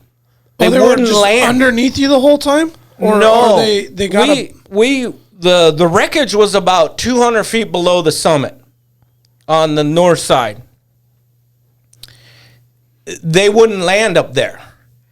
So when they flew over, seeing where we were, they went and dumped all their fuel. I don't know how that works. You just dump it out in the fucking air or what? But that's what they took off. 5-gallon bucket stashed around the There was a tanker down there in Cook Inlet just waiting for him to land. Hazelwood's cruising that tanker with a big net. So they dumped their fuel in what? And then they came back and they hovered over the top of the mountain. Okay. And 2 paramedics got out, or EMT cats or whatever. They never landed. They flew down below us. It was like a big glacier bowl, and then there was a flat spot down there. They landed down there. They threw out smoke signals and then landed. Okay. The 2 EMTs come down, and they're like, who's the worst hurt? Well, the pilot is. Okay, they have 1 sled. 2 guys, 1 sled. Well, we're going to take him down and then come back and get Richie has a broken leg. Right. Richie's all like, he's adrenaline up. F that, Jay. Get me on a snowboard and get me down to that helicopter. And I'm like, okay. So Richie's got a broken leg. I set him on a snowboard, and I kind of like hold onto his shoulders and whatever else, and like sledded him all the way down probably 1,000 feet to the helicopter. Yeah.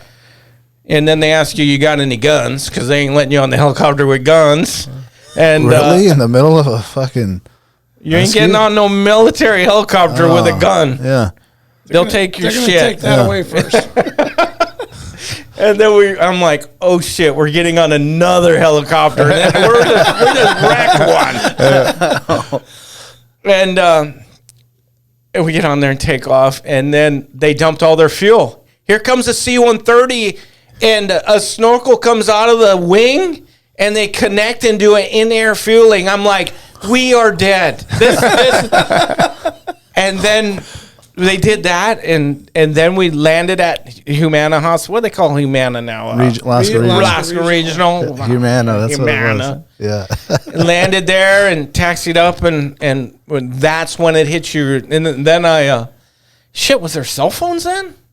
Maybe there was cell phones. There would have been flips. Not on It might have Humana been some days, flips. dude. Humana? Yeah, there would have been flips. Yeah. What year is this? Late 90s? Late 90s? 92? Early 2000s? No, that was pagers, baby. Oh, there was 92, there you was- had like the Motorola flip one. It was the giant 92? Motorola flip Yeah, one. but not everyone had that. No, it was like a few and far not between. everyone. that Real cell estate phone. Jay agents. probably had one though. I might, because I remember that's when it all came to realization.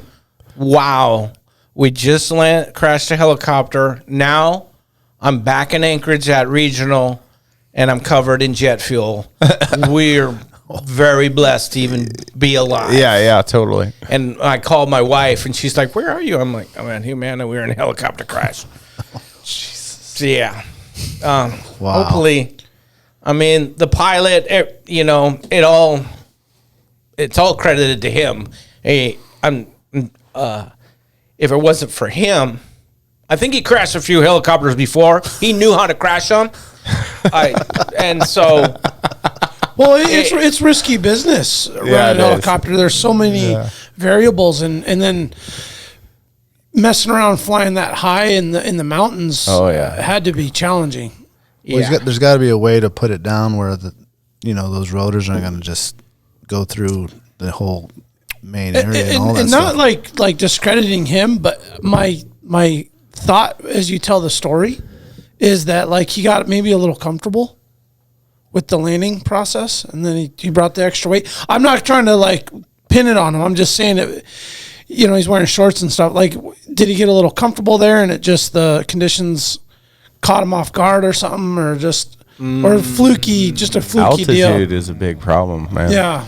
I'm not going to debate his skills. Yeah, I guess I'm just thinking out loud as far as like it must be challenging landing a helicopter, one, and then landing on a mountain, two. Oh yeah, for sure. And then just like the one time there was some weird miscalculation or something that just got the best of a guy. And so Gideon primed you on all my Not all of it, but he definitely told me that one.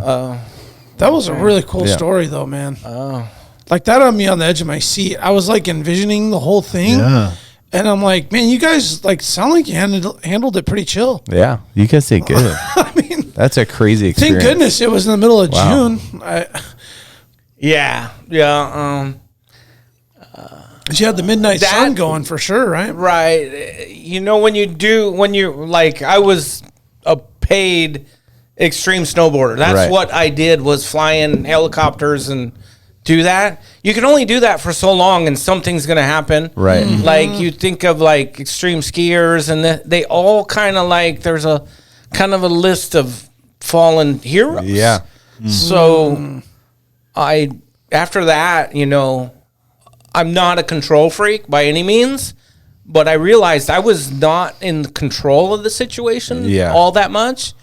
And I started snow machining a lot, and that's when all those snow machine movies, because I was snowboarding and I knew all the filmers. Yeah. And then the very first like Frontier Film stuff, and that started coming out, and they're like, those guys all knew me, and they're like, "Oh, get Jay and let's make a snow machine movie." And so, but to finish the story, when you're on a snow machine, I'm making the decisions and I'm in control of my destiny. When you're flying in a helicopter and somebody else is flying, you're at the mercy of his choices, and good or bad. But that was kind of the end of my paid snowboarding career. I couldn't really compete. I tried to, broke my kneecap and wow, I don't know if I can tell that story either. The kneecap? Well, we're here and listening. Yeah. How could I tell it? Nobody else is listening yet. Change the names and protect the innocent. Yeah. No, I'm not going there. I got my assembly run coming up. Yeah. I'm going to bring property taxes down. Exactly. With a repaired kneecap. I'm the only one that laughed. Thanks, guys. Cracked myself up. I broke my kneecap right. The patella is your kneecap. Uh-huh. I broke it right in half. This part was up here. What? Yeah. In your thigh? Yeah, it was up by my thigh. They cut my pants open, and this piece is up here, and they're all like, "Yeah, you broke your kneecap," and I'm like, "Oh." And they're like, "You want a shot of morphine?" I'm like, "Hell yeah!" That was awesome. Morphine. Woo. Only time you've ever felt morphine? Oh, no. And so... Thought you might say that. The whole adrenaline... You don't realize these things when you're getting adrenaline, you're, like, feeling it, and you're super high. Like, maybe you've been high before. I haven't, but anyhow... Only on adrenaline, Jay. So I go to snowboard camp. Yeah. And I'm at snowboard camp, and then I'm riding the fun boxes and stuff, and I hit my shin on the metal fun box and cut my shin to the bone. Oh, gosh. So the ski patrol, they're like, put a couple Band-Aids on it, go home and deal with it. And so I get home, and I didn't have insurance at the time. I'm always all like, we're not dealing with that. Clean it up and put some more butterflies on it. So I'm like, okay. Get in the bathtub. In there, and I have to shave my leg first. Shaving my leg, and the wound's open, and I'm in there shaving it, and I start getting adrenaline, and I'm about to black out. I'm turning white, and I'm all like, "This is great! I'm so high!" And my wife comes in, she's like, "Get out of there! We're going to the hospital!" And but I didn't. You don't realize the adrenaline and the highs until later on. I'm like, this is great. Like, every time I get hurt, I'm like, oh, I'm going to get a buzz. But anyways, it's a good thing I went to the doctor because it was metal cut to the bone, and I had to get a tetanus shot. And if you infect a bone, that's like a really gnarly thing. Yeah. So, yeah. Borderline ski camp. Borderline snowboard camp. Fun box. Yeah. How many years did that go on for? 15 or so? Something like that. That might come back out on AKJ's Alaska because I went through all my tapes at Northern Border TV. And I have a couple of years this Borderline snowboard camp. Nice. I got these interviews. The Montague Cup, I got a whole Montague Cup show. Yes. I got Scott, and I won this fishing one time, and it was... I got all that. This is something we need to talk about. So the Montague Cup stopped when I finally graduated from college and came home. And I have only been super depressed. I didn't get to do a few things in life. One of them is my dad not paying for Borderline snowboard camp and me having to get a job. Well, I like the job part, but the Montague Cup, man, that was fucking cool. Yeah. So tell us about that, how it started. And my brother blames me for it getting canceled. So I had that TV show. You crushed it? Well, he was my sponsor. Boarderline was the sponsor of my TV show. Oh. And I made this show, and part of I was sponsored, we had Red Bull as a sponsor. So I need to do promo for Red Bull. And so what I did was I tied a Red Bull can to a fishing pole, cast it out. It's all shot and videoed. And then we caught it. We grabbed a dead salmon, spawned out dead, laying on and we hooked it to the hook with the Red Bull can. And then I'm all like, "Oh, help me land this!" Blah, blah. And somebody just shoots it with a shotgun. Boom.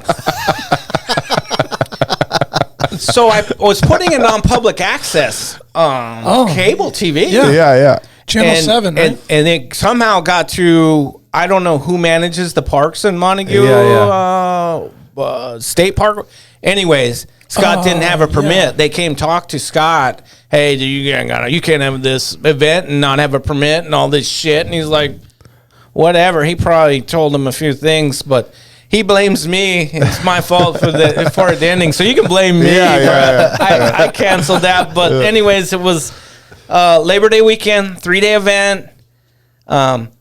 Deer hunting. It was buck only then, and silver salmon fishing, skeet shooting, and surfing, and you could have up to a 4-man team, and you competed over the whole weekend.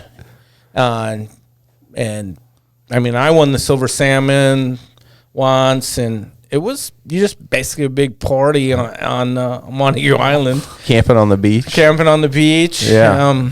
Where was like the headquarters setup on the island?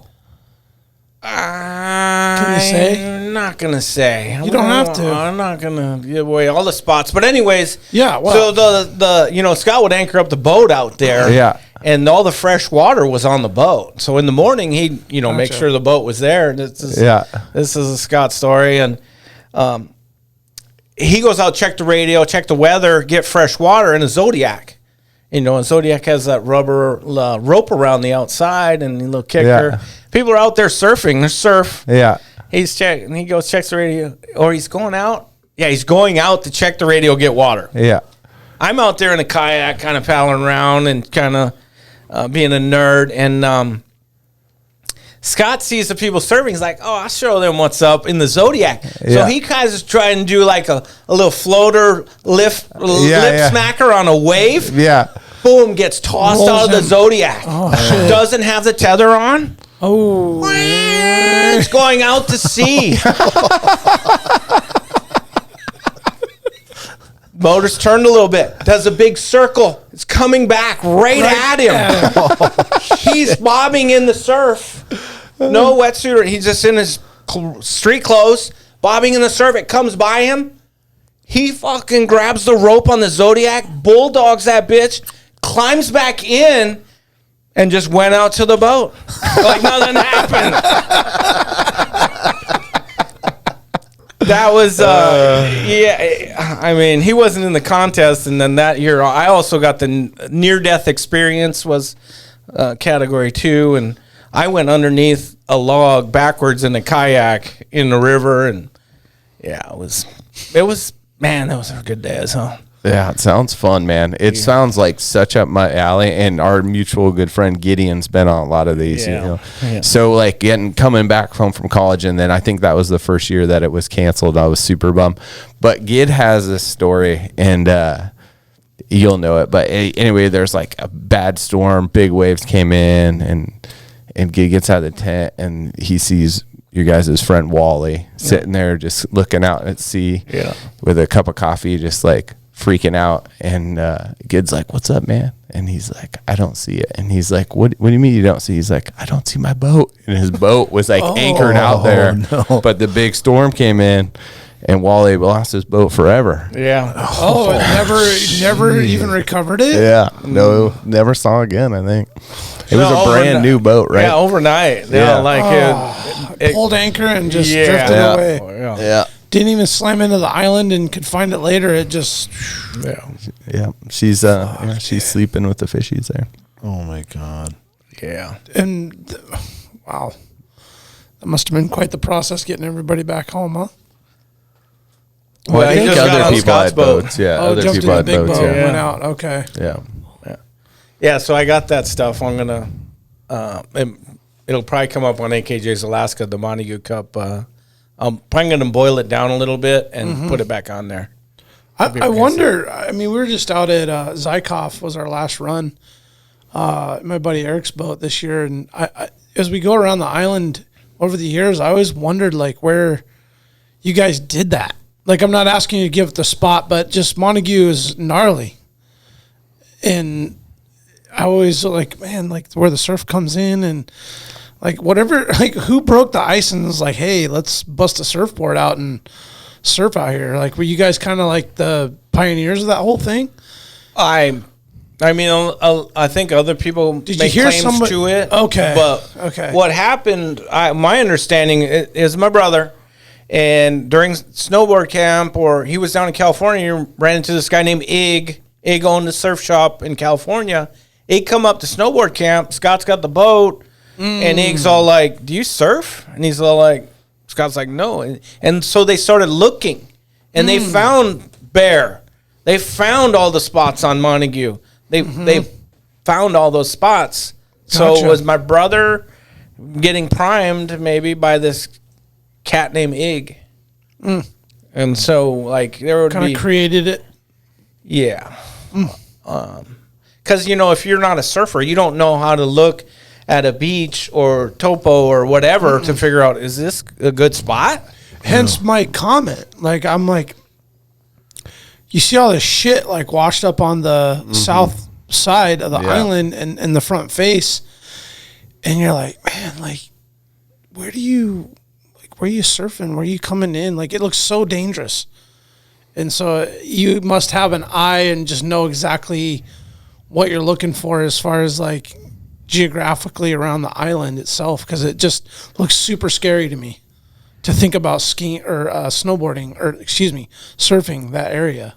I mean, like, yeah, if you don't know what you're doing, you don't want to go up against the rock face. Yeah. That's all I can think of. Like, God, you'd want really a sandy scary. beach or something. So I'm not. Like I say, I didn't pioneer those areas, and almost. I can't say all the places I've surfed. People brought me there. So there's been a few, but you just kind of judge it and your skill and like, well, this looks pretty good. And how shallow is it? And look, let's try. Is there boulders? What kind of break is it? You gotta want. Yeah, what's the bottom look like? Gotta want it. The tides in and out and like how it changes. I think though, like a big difference between like when you look at that, the exposed shores of Montague, and you see all the logs and wood, like those aren't going on a normal day, right? Like with the regular swell, those are coming in on like the huge winter storms and like, I mean, I'm not out surfing those days. Yeah. So another story there, we're going to the Montague Cup. I'm on Scott's boat and it's 12 feet and in this Gulf 14, I don't know, big. And we start going towards Montague. You go out past Fox Island or whatever. We're just right there. We're just coming around the corner out of Seward, and it's rolling. And Scott's like, this is going to be miserable. Let's just go over to Bear and surf. And so I'm totally naive, beginner. I haven't even started surfing yet because surfing is so hard. I had a kayak. I'll tell you a fishing story on my kayak. This kayak I had. Sit on top like the ones in Hawaii, like the scuba ones and stuff, Scuba Steve. And we pull up the Bear, huge, like 20 feet probably, like huge wave. And there's some good surfers on the boat, like California cats. They all are like just frothing. They jump out. I'm still on the boat. I'm trying to get my wetsuit on, And I'm watching them and they're just killing it. And I'm pulling on my suit and kind of pulling a little muscle in my back. And I'm like, oh. And I get in the kayak and I'm sitting on the edge, kind of on the corner, watching them. And I'm like, okay, I'll take one. Catch this wave on my sit on top kayak. Boom. Drop. Had a helmet on. I'm thinking in my mind, catching this wave. This is going to be the best day of my life, just killing it. But on a kayak, it's really hard to turn or pull out. Yeah. Sure, yeah. Dirt Shot right to shore. Inside, to the beach. Oh, shit. At Bear? At Bear on a 20-foot day with a kayak. Like a How are you going to get back out? Well, I'm finishing my story. Oh, no. I'm on the beach. Try to get out, can't get out. The whitewash is like shaving cream. But it's 10 feet deep. The foam. Yeah. So the kayak will go up, and you're like trying to do your paddle, just fall into nothing. Back to the beach. I'm exhausted. Nobody ever came to the beach. No. And after a couple hours of me trying, they all go back, get on the boat. And Scott starts going down east or whatever. Towards Inches. Yep. And I'm like, he must be signaling me to go that way. Yeah. So I start dragging my kayak. I know where Inches is down there. And I'm like, okay, I got to get down the Inches. And I start dragging my kayak down the beach. And I go about a quarter mile. And I realize it's like 2 more miles. And I'm all like, so long. Oh, crap. But I came into like a beach breaking spot where it's just jacking up. Right on the beach. Oh, nice. No foam ball. Yeah. I'm like, man, if I could get past that first wave, I got this. So I get my show together, I get my help, I'm saying a little prayer. I'm like thinking, just don't go backwards on your head. You get slammed, yeah. Ooh. And I'm saying, I could just see. I time the sets. And you don't have a leash. Or you no, do? there's a piece of rope tied to the paddle. Yeah. So I don't like lose the paddle, but no. Yeah. It would be pile drive. Yeah.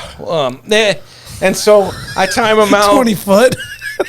I time out the sets, 1, 2, 3, throw that thing up there, jump in there, and just start battling and praying. And I made it. I made it back out. Did you have to almost crest one? The set, the 3 I did. The first one when I made that, then it was a beach break, so I just crested like 3 more and was out. Yeah. And I get back out to the boat, and Scott tells me, he's like, "Oh, I thought you were gonna have to leave that kayak and swim out." And I'm like, "Motherfucker, there ain't no way I'd swim out to here if I can't kayak through that shit." That's what he told me. But yeah, we were trying to get to the Montague Cup on that story. Oh, well, my fishing story. You guys love this, right? Yeah. Oh, yeah. This goes super country, like way back, like so country. Like I was doing this shit. So we're electricians, and we just open the snowboard shop. Dude comes in from Big Lake, running like a paddle sport thing in Big Lake, and he's like, "Hey, I got these kayaks. They're brand new. My kid wants a snowboard. You want to trade a kayak for a snowboard?" And I'm like, all right. I traded him. It's a fall, and I go out to on base. Used to be able to just go out on base and fish, Yeah. Now they like want to strangle you or some shit and don't even want to let you on base. It's ridiculous. Anyhow, I go out there and I'm trying to drink beer, paddle, and fish at the same time. And I'm realizing this ain't working. I can't drink beer, paddle, and fish all at the same time. I need a motor. So I'm working in this school over the winter, and I'm thinking, I need a motor. How am I get a motor? Boom, gas-powered weed eater. Oh, there you go. Oh, okay. And if it don't work out, at least I got a weed eater to cut the lawn, right? Yeah. It's win-win.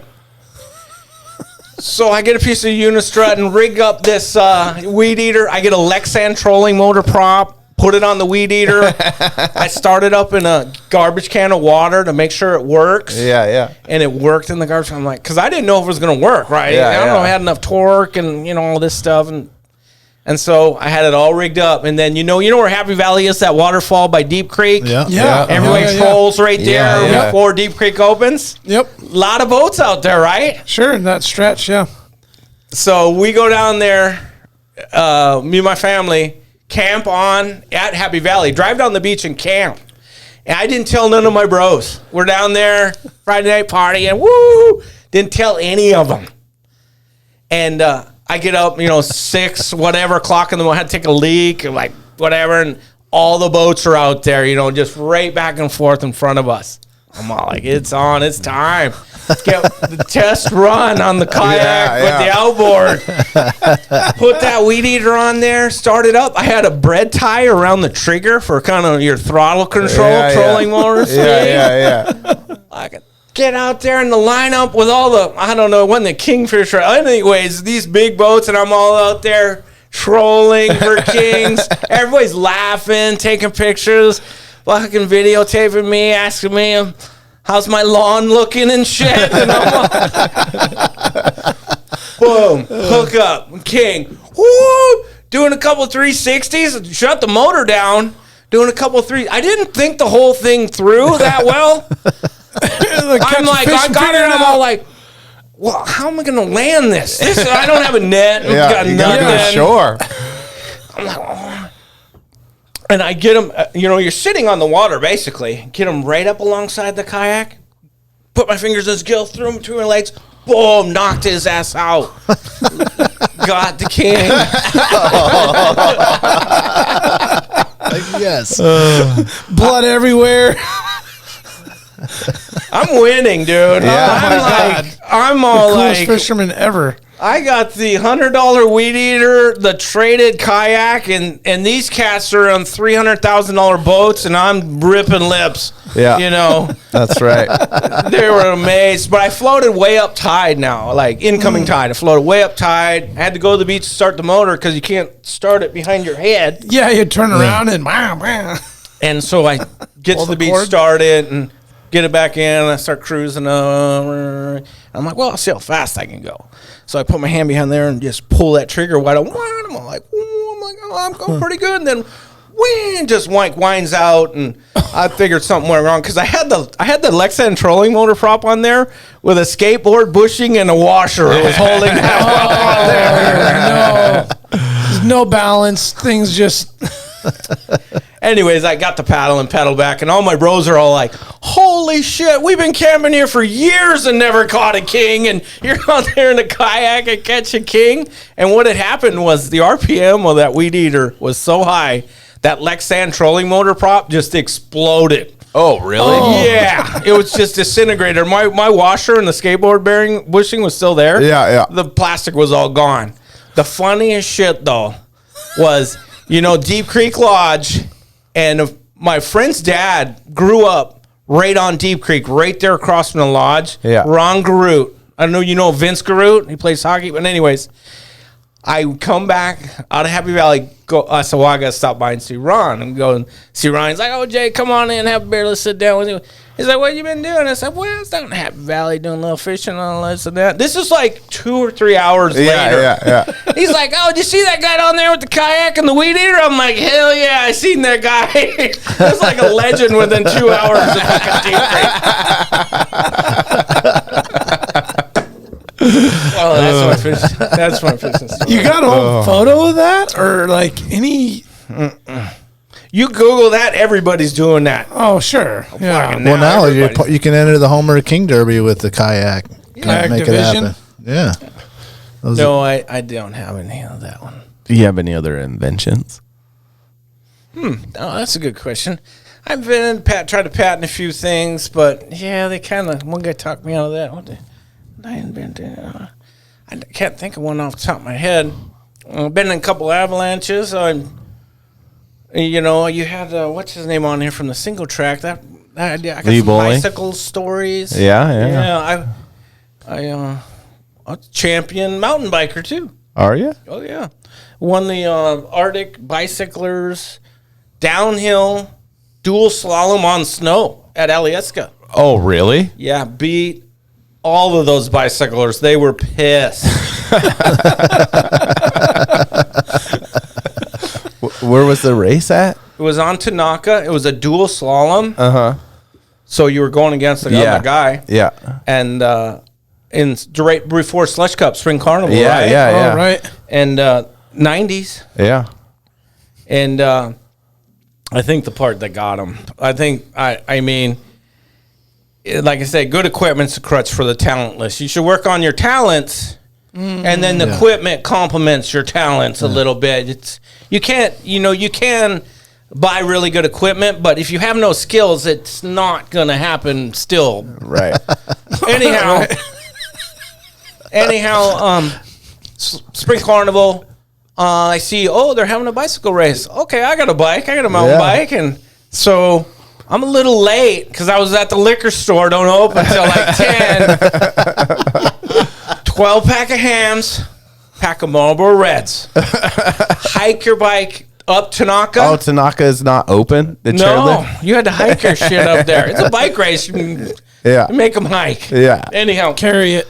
I got my 12 pack of my Marlboro Reds. I get up there. Everybody's up there. These dudes are checking their padded shorts and tire pressure and shit. I'm smoking cigarettes and drinking hams. I beat all of them. They were so pissed. They hated me. I beat them 2 years in a row. Yeah. Now Didn't train for it at all. Just showed up with your hams and your Marlboros. Yeah. They brought it back. Last year they brought back the race, but now it's like from the tram. Yeah. Yeah. It's real. Yeah. Yeah. It looks legit. I think Johnny did it. Johnny Yeah, Severson. he was telling me about that. Yeah. I need to go find some more information about that. Sounds fun as fuck. Well, I think Carrie from the e-bike store won it. He took the battery out of his e-bike, and then the heavy weight of that e-bike. No, they won't let you use a battery. You can't have a motor on down on a bicycle. I don't know. He just wanted the suspension bike. But he's got a video on YouTube. Like he's in second, and the dude just wads up right before the bottom, and he ends up winning. Oh, okay. Yeah. Shit. Yeah, I don't. That is super serious. Like speeds there. This is more like a slalom, like some Film Air shit, where you're bashing gates. And, Yeah. But no. Yeah. Did you do any of those slalom gates with like one of those Marlboro just hanging from your lip still? That'd be a real like. Dude, I was giving him all the advantages. I was drinking beer and no. Didn't check your air pressure. Did not. Wearing a jean jacket, just like, yep. Yeah. Then I did that and just went over to Slush Cup. But no, now it's e-biking, right? E-bike will immediately put a smile on your face. You like go to pedal it, and you're like, oh, hell yeah. This is it takes all the BS out of it. So rad. I never tried the e-bike. Me either. No. Hell no. It sounds like heroin. It's like once you try it, you're hooked. And I don't. And I'm like, I still have the like I want to earn it, mentality, and I don't want to ruin that. Is that it? Yeah. You don't want to ruin that? No, dude. I want to earn it. Couple more years. What about a remote control? You don't want get up and change the TV channel every time you want. You don't use the remote control. Earn it. Yeah, there you go. Is that the same thing? Yeah, is it? Yeah, it's like I make a phone call. It's like I'll just walk to his house. He lives up in Bear Valley. Write that letter. I'm gonna make a phone call to Jay. Walk across fucking town. No, they sound cool as hell though. You riding one? Yeah, I got two of them, but I you can take a kit and slap it right on your existing bike. Oh, you can? Oh yeah. See, that seems pretty legit. I didn't know that. Yeah, like I got an old Rocky Mountain. I needed that too. Money. Yeah. Full suspension. Yeah. Yeah. You need to do that. Yeah. You know what I need to do is be like, hey, let's go pedal Resurrection Pass in a day and get like a group, and then I'll show up with that. Yeah. They'll make you carry all the beer. Hey, I've got this trailer you can tow. Yeah. The hassle factor, right? Gideon told you about the hassle factor. Hassle factor is how much work is it going to take to get this adrenaline rush or dopamine blast? How much work is it going to take? Is it worth it? Is it worth it? Yeah. E-bike, plug it in, charge it up, go ride it, go home, plug it back in. You're good to go. Low hassle factor, tons of dopamine, serotonin. It puts a smile on your face. Still get all the goods. Yeah. When I think of snow machining, I just think of covers and trailers and gas and wrenching and getting stuck. And there's some hassle factor in that. There's a lot, yeah. And it's weird. I never really, when you're younger, you don't maybe think of it like that. But when you get older, it's like, how much work is this going to be? Yeah. Yeah. You're like dad or friends like brought you out there and they like either helped you with the problems or, fixed them for you. And then you suddenly become a man and you realize all these fucking problems exist. And then more and more occur. And you're like, man, the chairlift at Ilya is not breaking as much as my chairlift. As much as she did. I don't have to pay as much money. Well, look at it that way. That's like e-biking is like a chairlift. Yeah. Like a chairlift. Yeah. Those hillside trails. You just do laps. It's just like rally like a park. Yeah. No, that would be pretty fun. That does sound fun, man. Yeah. I mean, they've really caught storm. I mean, the last 5 years, probably. Yeah. You see everybody ripping around in those things. Yeah. I guess I kind of figured too, like there's just no effort in it, but I haven't done it. Yeah, how much effort is there? I can't like hate on it if I haven't tried it. Yeah. It does sound a lot of fun. I mean, the pedal assist and you're going faster, probably most likely. Mm-hmm. Yeah. You're getting more enjoyment and you could go longer and you go more. When you're sitting at home and you're like, well, do I want to go ride my bike? Now my ass will hurt for the next day. I'm not going to ride my bike. But then you're like, oh, well, it ain't so much work. I'm going. You'll go more. Right. Oh yeah, right. Like you're like, this is fun, and your brain's just all like, and then little blast here. That's what motivates you. Mm-hmm. You go more. Like I'll go if it's good. I'll go 2 or 3 times a week. What do you get out of one of those for time of riding? Like, what do you? I've rode ride time. If you like put it on level 1 assist, it helps you a little bit. Okay. There's level 1, 2, 3 where they got trail, boost, and all these other. They got different categories. How much it assists you? Mm-hmm. I've ridden it from Bear Valley to downtown and back. Oh, really? On level 1, you get 2-3 hours. I ran out going back up the hillside, but the wife had to come back get me. Oh, did she? There was that once, but did you make it up to the lower parking lot at least, or did you? Clark's Road. No, I think it was right somewhere by Barrett. South. Oh, okay. Just like, I'm not boosted anymore. I'm ready to get a ride. Come get me. But you get a good couple hours. Hours. You got close. I wonder if you could get one that would like charge as you're going downhill, cause some resistance. I thought I seen something on the interweb about that, but I'm not sure. Yeah, I mean it's doable. Yeah. So soon. I don't think we talked about Arctic Man. Oh, have you been to Arctic Man before, Jay? yeah. I won. Do you still go? I won it a couple times, twice for sure. I don't know about 3. They don't have it anymore, and is it done? yeah, a guy named what's his name? I can't remember his name that ran that. He doesn't do it anymore. He's kind of Arctic Man is done? I didn't know that. Yeah. Like recently though, right? Within last couple of years. Yeah. Yeah. Oh, they got to bring that back. And you were the racer getting pulled. Yeah, I was a snowboarder. Oh. Yeah. I mean, it's basically a 5-mile race, skiing or snowboarding for a mile, 2-mile snow machine pull back out of a canyon up another mountain, and then they call it first aid or the top gun first aid, Mm-hmm. and then you Launch slingshot that, and then it's about a mile to the finish line. So, I think my times are around 5 minutes, 5 miles in 5 minutes or something. I think the 60 miles skiers an hour. would do it in skiers are around 4.5 minutes. Uh huh. So you're hauling ass. On my Top Gun is like 73 Oh, fuck. On a snowboard? on a snowboard. After about 50, you're just kind of floating. You're not really in that much contact with the snow anymore. It's kind of floating. Just scuzzing? Just Yeah, that was, I mean, day glow rubber suits, like, not spandex, rubber speed suit. Yeah. With fairings and stuff like that in the helmet. Oh, man. Yeah. I'm glad nobody has any pictures of that. I was just trying to envision that whole thing. Envision that, and, camel toe and day glow rubber. Things are a little tight. Had some weird rubbing going on when you walked to put your board on. Yeah, that was the hot circuit. spots? That was the circuit. Would be go to Valdez, just kill that for a week, and then go up to Arctic Man, kill that, and go home. Or that was the April. Then on to March, April. Montague Cup after that. Yeah, that was the circuit. Yeah. It was the very first time we won it.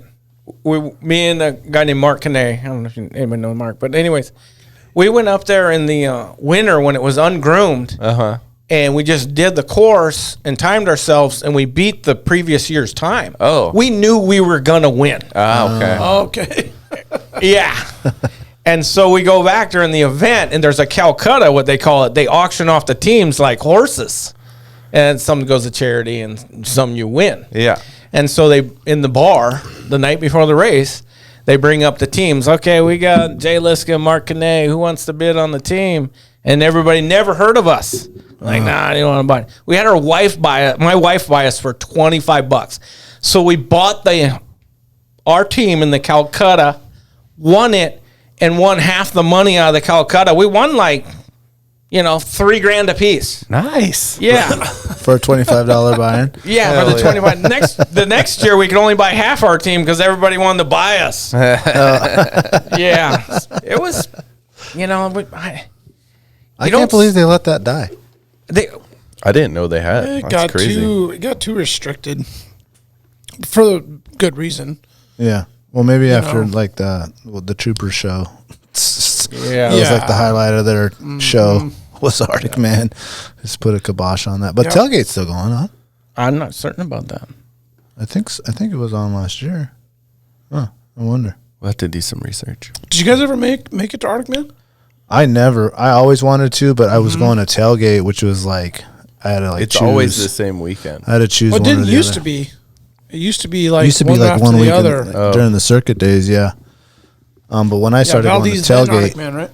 it was you had to choose one or the other. I think when they changed it to tailgate, it was one or the other. Yeah. That sounds right. Yeah, I went the last time in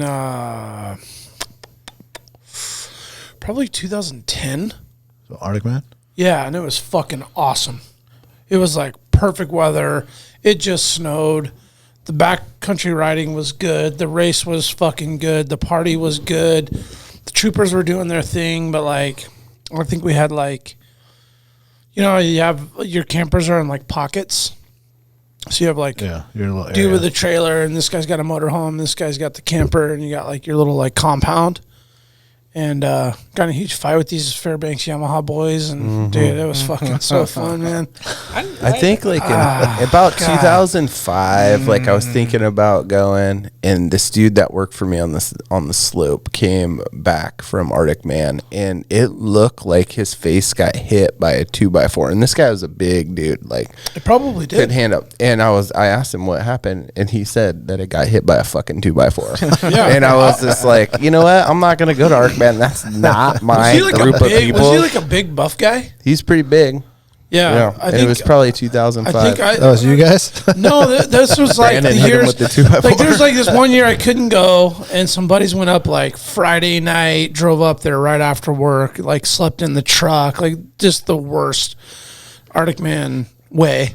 You gotta have like a homie with the motorhome at least, or Yeah. like somewhere to crash. Yeah. Instead, they were sleeping in their trucks, and I'm pretty sure they got into this like huge fight, and dude rolled up in there and was, you know, popping a 40 in the fire, and then guys were getting smashed over the head with 2x4s, and sounded like a pretty good time. The story you just told is like the story that everyone tells me about Arctic Man and why I don't. I didn't. Like, that's just like I would way rather fly down and see Gideon down in Kodiak or something. Yeah. Like there's better things for me to do. It is fun though. Yeah, I'm sure I it mean, is. it really Yeah. was like. I'm glad I got to do it one time and see the race and like enjoy the nostalgia of like the history and like what it was, and like I think I took it for granted 'cause I was like, oh man, I'd come back here every year now. Yeah. And I never made it back. Yeah, Because it was just like I don't know, it was always fucking something came up. Yeah. And you're kind of like gearing up for summer. You're kind of like fading out of winter mode.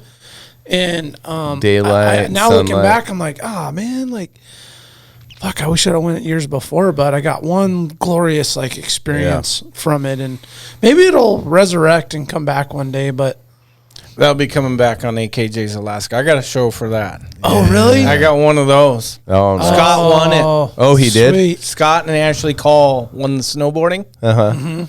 Ashley Call had this like beater ass snowboard he'd been riding all year long, like just thrash. Yeah. And his snow machine broke down at the hookup where they hook up in that dip. Yeah. His snow machine hook broke there. He left it over there overnight. Somebody stole it. Somebody hauled it off in the middle of the night. Oh, I bet. Drug it on back. The next day, there's a contest. Scott's the driver. Ashley Calls the snowboarder. And it just gets a little flat light. Actually, all these guys show up with like weird snowboards and race boots and all this shit they're not used to. And every snowboarder crashed. Ashley and Scott finished. They won first, second, and third place money because they're the only ones that finished. They killed It it. was so flat. Yeah. Yeah. It's because Ashley was comfortable and Oh, the whole way through. Right. Yeah. with that old crusty board. Yeah, I got that. I got that stuff. This lady transferred my mini DV tapes from all these TV shows really? to a hard drive. Oh, okay. And it's like 24 tapes, like TV shows I used to make. How long did you run the shows? It was like 2 or 3 years. I'd put a new show out on public access, and it would run for 1 month. I'm not sure what day of the week, but it was once a week. Northern Border TV? Northern Border TV. I remember watching that shit, dude. Yeah. Well, how many episodes were like in a season? Well, roughly 12 if I could get my act together. You know, I was doing it all by myself, so people would submit video and stuff like that, and I'd use that, and I'd go to an event like Montague Cup or Arctic Man, and I'd do a segment on that, but there's a lot of work to edit a half-hour show once a month for year-round. And get out there and do it and like plan it and schedule. Yeah. That's a lot of work. So what's the plan now? Just revamp it up for YouTube or what? Well, a friend of mine died recently, so he was in a lot of them, and so I'm getting the stuff together for him, for the family. I don't want to get him what I got of him. And then when like a tribute? Yeah. And when I get that boiled down, then I'm going to look at some of them and just put them on AKJ's Alaska. Just on the YouTube page? On YouTube. Yeah. Yeah. That's awesome. You might be in there. I might. You might have something in there. What? Yeah, I don't know if there's any Boarderline premieres or not in there, but you might be in there. I didn't know it was you. You're kind of undercover there. I seen you down on 4th there on the Anchor Dog show. That's right. I stay undercover. Yeah. I had a random question that I wanted to ask before I forgot, and well, it's already passed, so it's kind of random coming back. The Montague Cup. Did anybody actually like get a buck, a silver? Like, did anybody actually do like all 4 things in the weekend and actually like do it all? Okay, the one I got videotape of, and I just watched it last week because I'm like, oh crap, the Montague Cup, I gotta watch this segment. The guy got a buck, and I'm on there like the now host guy, and I'm all like, holy shit, bro, nobody ever gets a buck. On Labor Day weekend, they had to hike to the top of the mountain, and it's just like the buck's like this little nub, and it's no buck. Yeah. And but yeah, the from my experience once. And it took them all day to the top of the mountain. It's generally won by surfing. Carried the most points. So surfing carried like 50% of the points, and all the other ones, silver, buck, and skeet shooting, carried the other 50%. So the one I have tape of, I tell the guy, I'm like, where's the rest of your team? And like, oh, they had to leave. And I'm like, so did you win any other categories? And it's like, no, we won the surfing. They won the surfing and won the whole thing. Oh, yeah. Because I won the silver. I won the fishing. He won the surfing. I think Tony Mann won the skeet. And I'm not sure who won what's the other category? Bucks. Yeah, I got them all taped. I got a tape. I got an interview with them. And you shot the skeet from the beach? Yeah, we had just a thrower on the beach. Oh, okay. And everybody took a turn to a final elimination. Yeah, that's pretty cool. I just wondered when you said the buck part, I'm like, man, like somebody had to go deep up there to go find one, I would think. Yeah. It's nice when they're on the beach, huh? Yeah, well, yeah, in November. They're nowhere near the beach in August or whatever time you're going. They got velvet on their heads still. Did you seen that video where my brother he paddles in on a surfboard and shoots that? The mountain goat? The goat, and then paddles it back out on the surfboard. Is that what that? I've seen the picture. I've never seen the video after he did that, because I had just gone on his boat like a week before that. I was on the slope, and he sent me, he was like, check this out, surf goat hunting. I know. I was like what? I was trying to. This is amazing. I was like, man, was he like surfing? He paddled in from the boat, shot the goat off his surfboard, right? Like, I think maybe he was on the beach. I think he hit on the beach. Sure. Whatever. And then he puts it on his surfboard and brings it back to the boat. Yeah, because he's got another picture of it.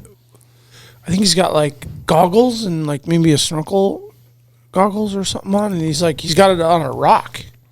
That might be a different one. Okay. This is the one I'm talking about is probably like 6 years ago. Yeah, it's old. It's on YouTube. Yeah. And he's got a video super like pixelated. Yeah. nasty Oh, yeah. Surf goat hunting. It's like next level. I mean, it just seems to kind of go hand in hand with the adventures that you guys were doing.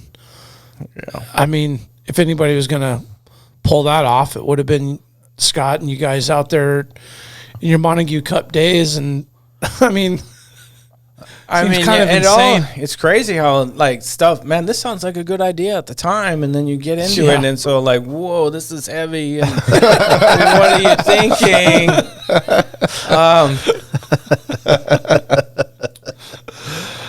Maybe I'm not around it that much, but I don't see not the innovation, but the motivation of people. Okay, I'm having a movie premiere, like modern tomorrow. Yeah. Do you have anybody coming to you? Hey, sponsor my movie premiere. I'm doing it. Do you have that happening? I don't know anyone making movies. Or I'm doing this. Like we'd make stuff up and do it. Mm-hmm.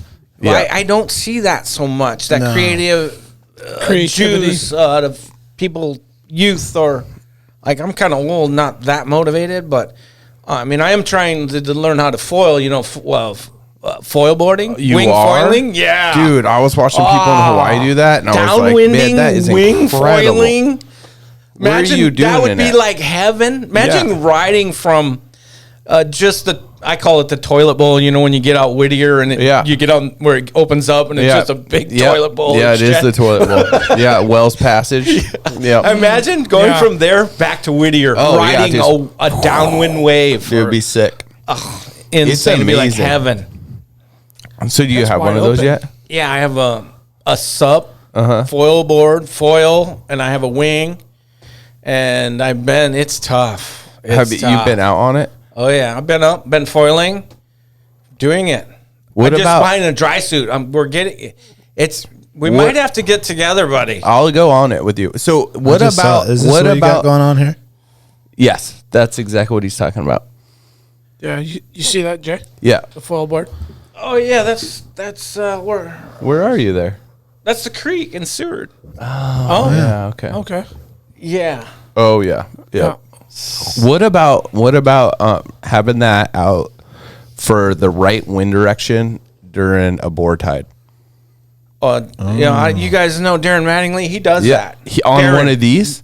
Not with the wing, just the foiling the wave. He does? Yeah. I heard he broke his ankle too. Doing that?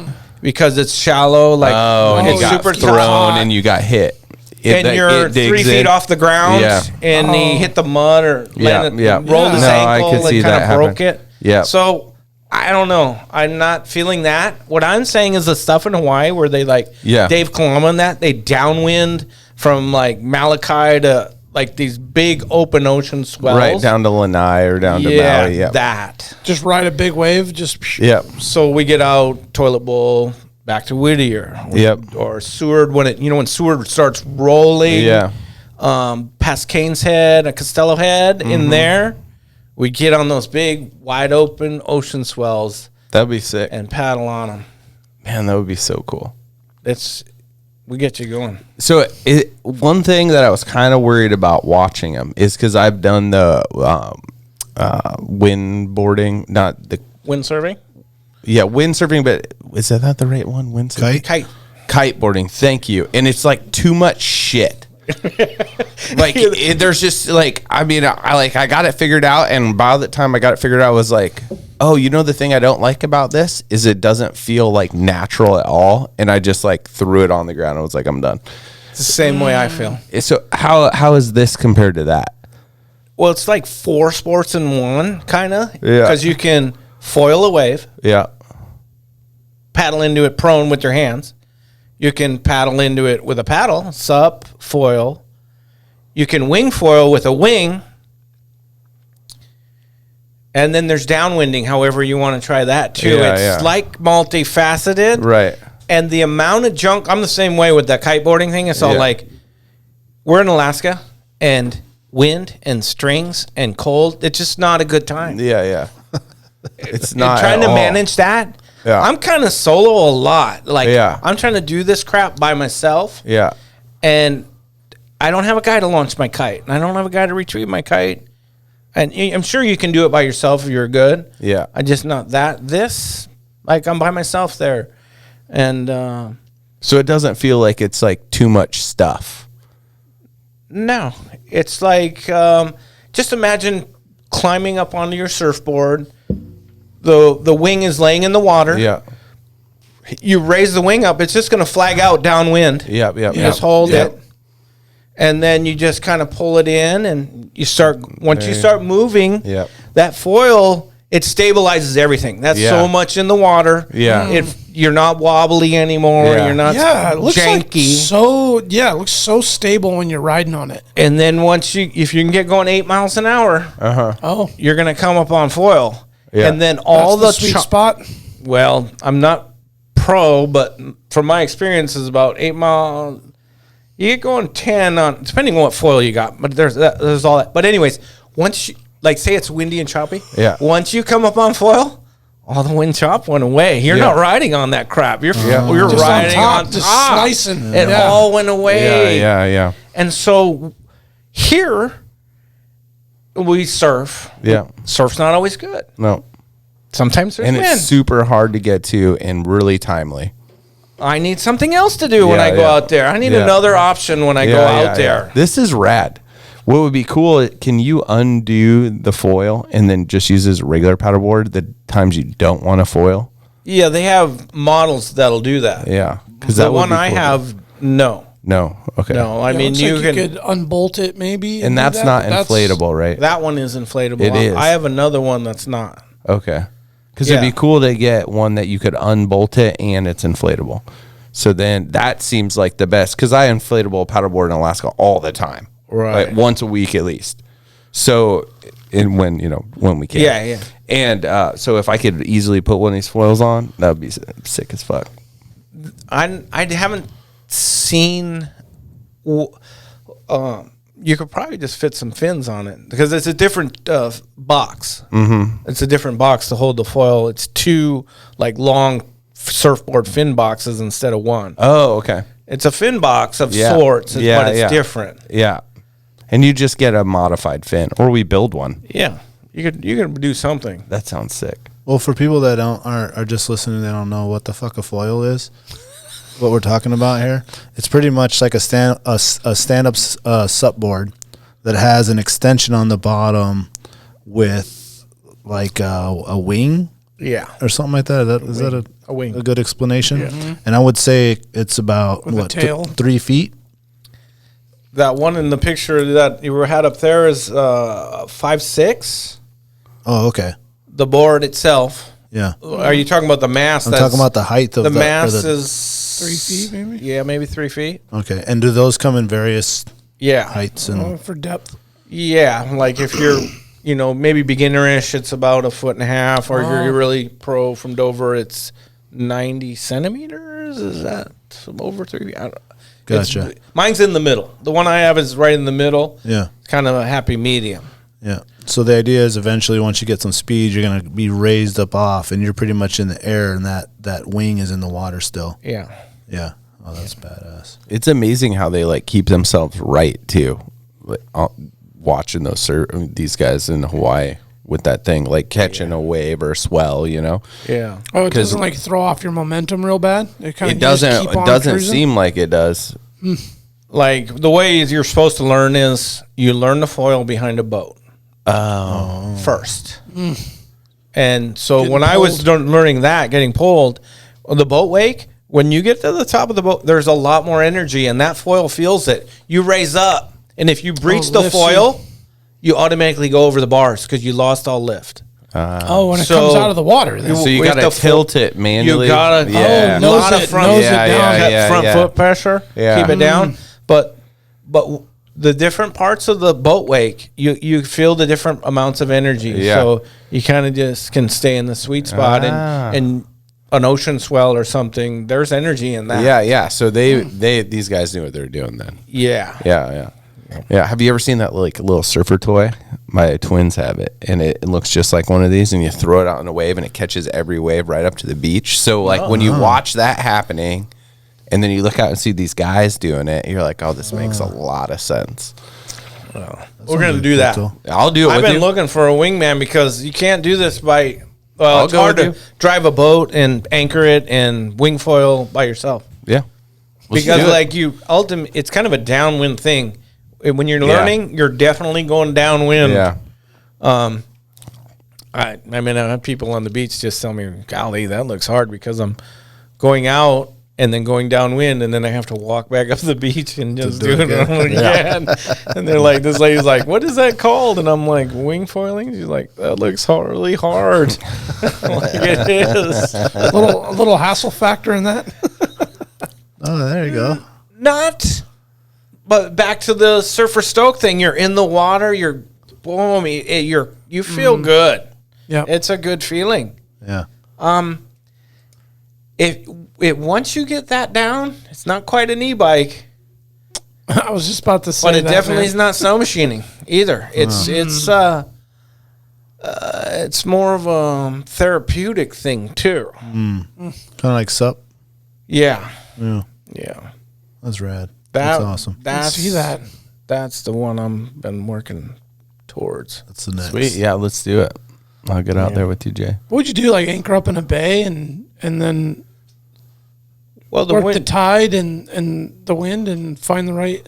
well, like you've been on Whittier, right? Sure. You come out of the harbor and you start going to the toilet bowl. Yeah, The wind's generally blowing one direction or the other. yeah. Yeah.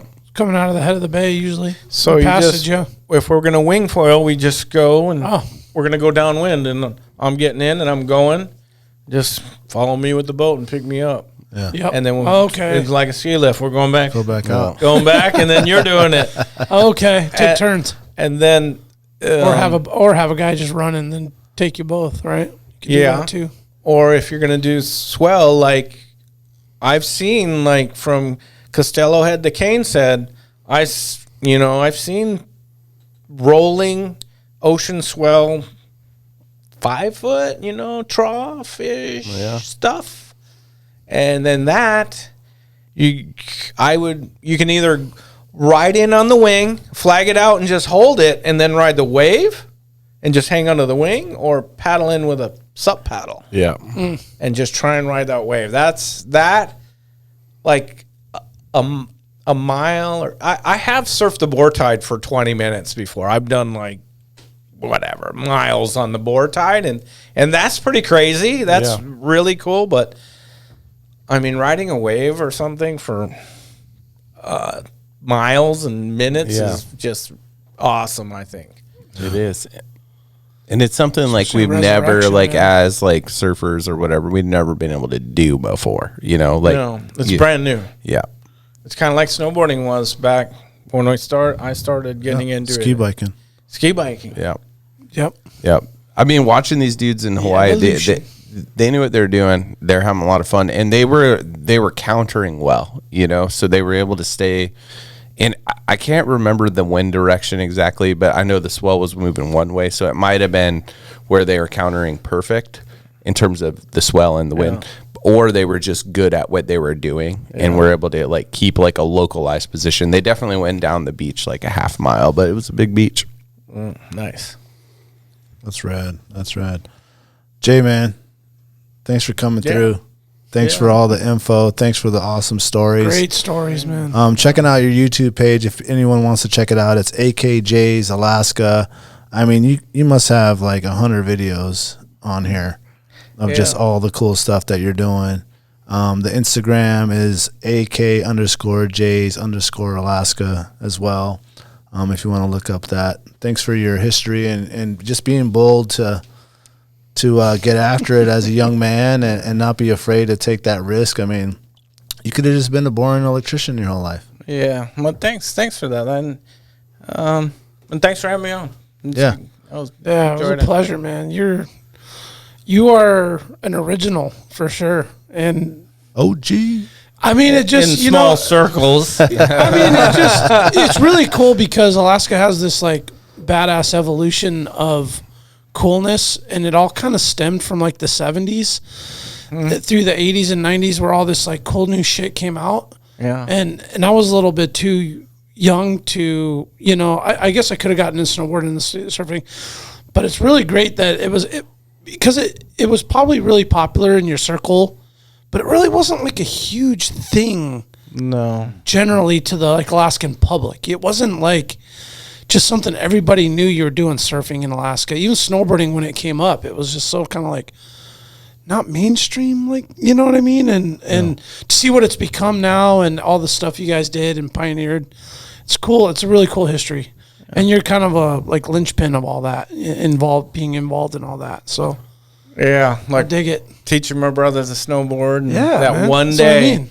that one day can change somebody's crazy. life. Isn't that amazing? Yeah. And you know, I never thought of it until I was like 35 years old. I'm like, man, that one day, that did it all. That's beautiful. And so, man, I encourage people just to like, dude, you got to do it. And ain't nobody gonna do it for you. You got to want it and get out there and throw down. And when you do that, you influence other people and other generations to do it. Exactly. And that's what's important. I mean, you definitely did that for my generation. We were all borderline kids, you know, like we all 100%. snowboarders. I know. I appreciate that. And I mean, I have kids come up to me and he's like what you saying. I'm all like, you know, at the time you didn't think about it like that. It's just like I'm doing whatever I'm doing, and I'm snowboarding, and we're doing movie or whatever. What's the next thing? What's the next thing? Right? And you don't think, and then years later, kids are like, "Man, you really influenced my life," and stuff like that. It's pretty crazy, and I'm kind of, like I said maybe earlier, was I have a hard time seeing that in people now or youth or the next generation. Yeah. I'm not. It's kind of a bummer. Yeah. It is kind of a bummer. Well, there's more entertainment now. There's more things to do, whereas back then there was like, you just got to get outside. Yeah, and get that was after part it. of playing out in the woods and doing what you did as a kid. Yeah. Yeah. Now there's you More know, the phone distraction.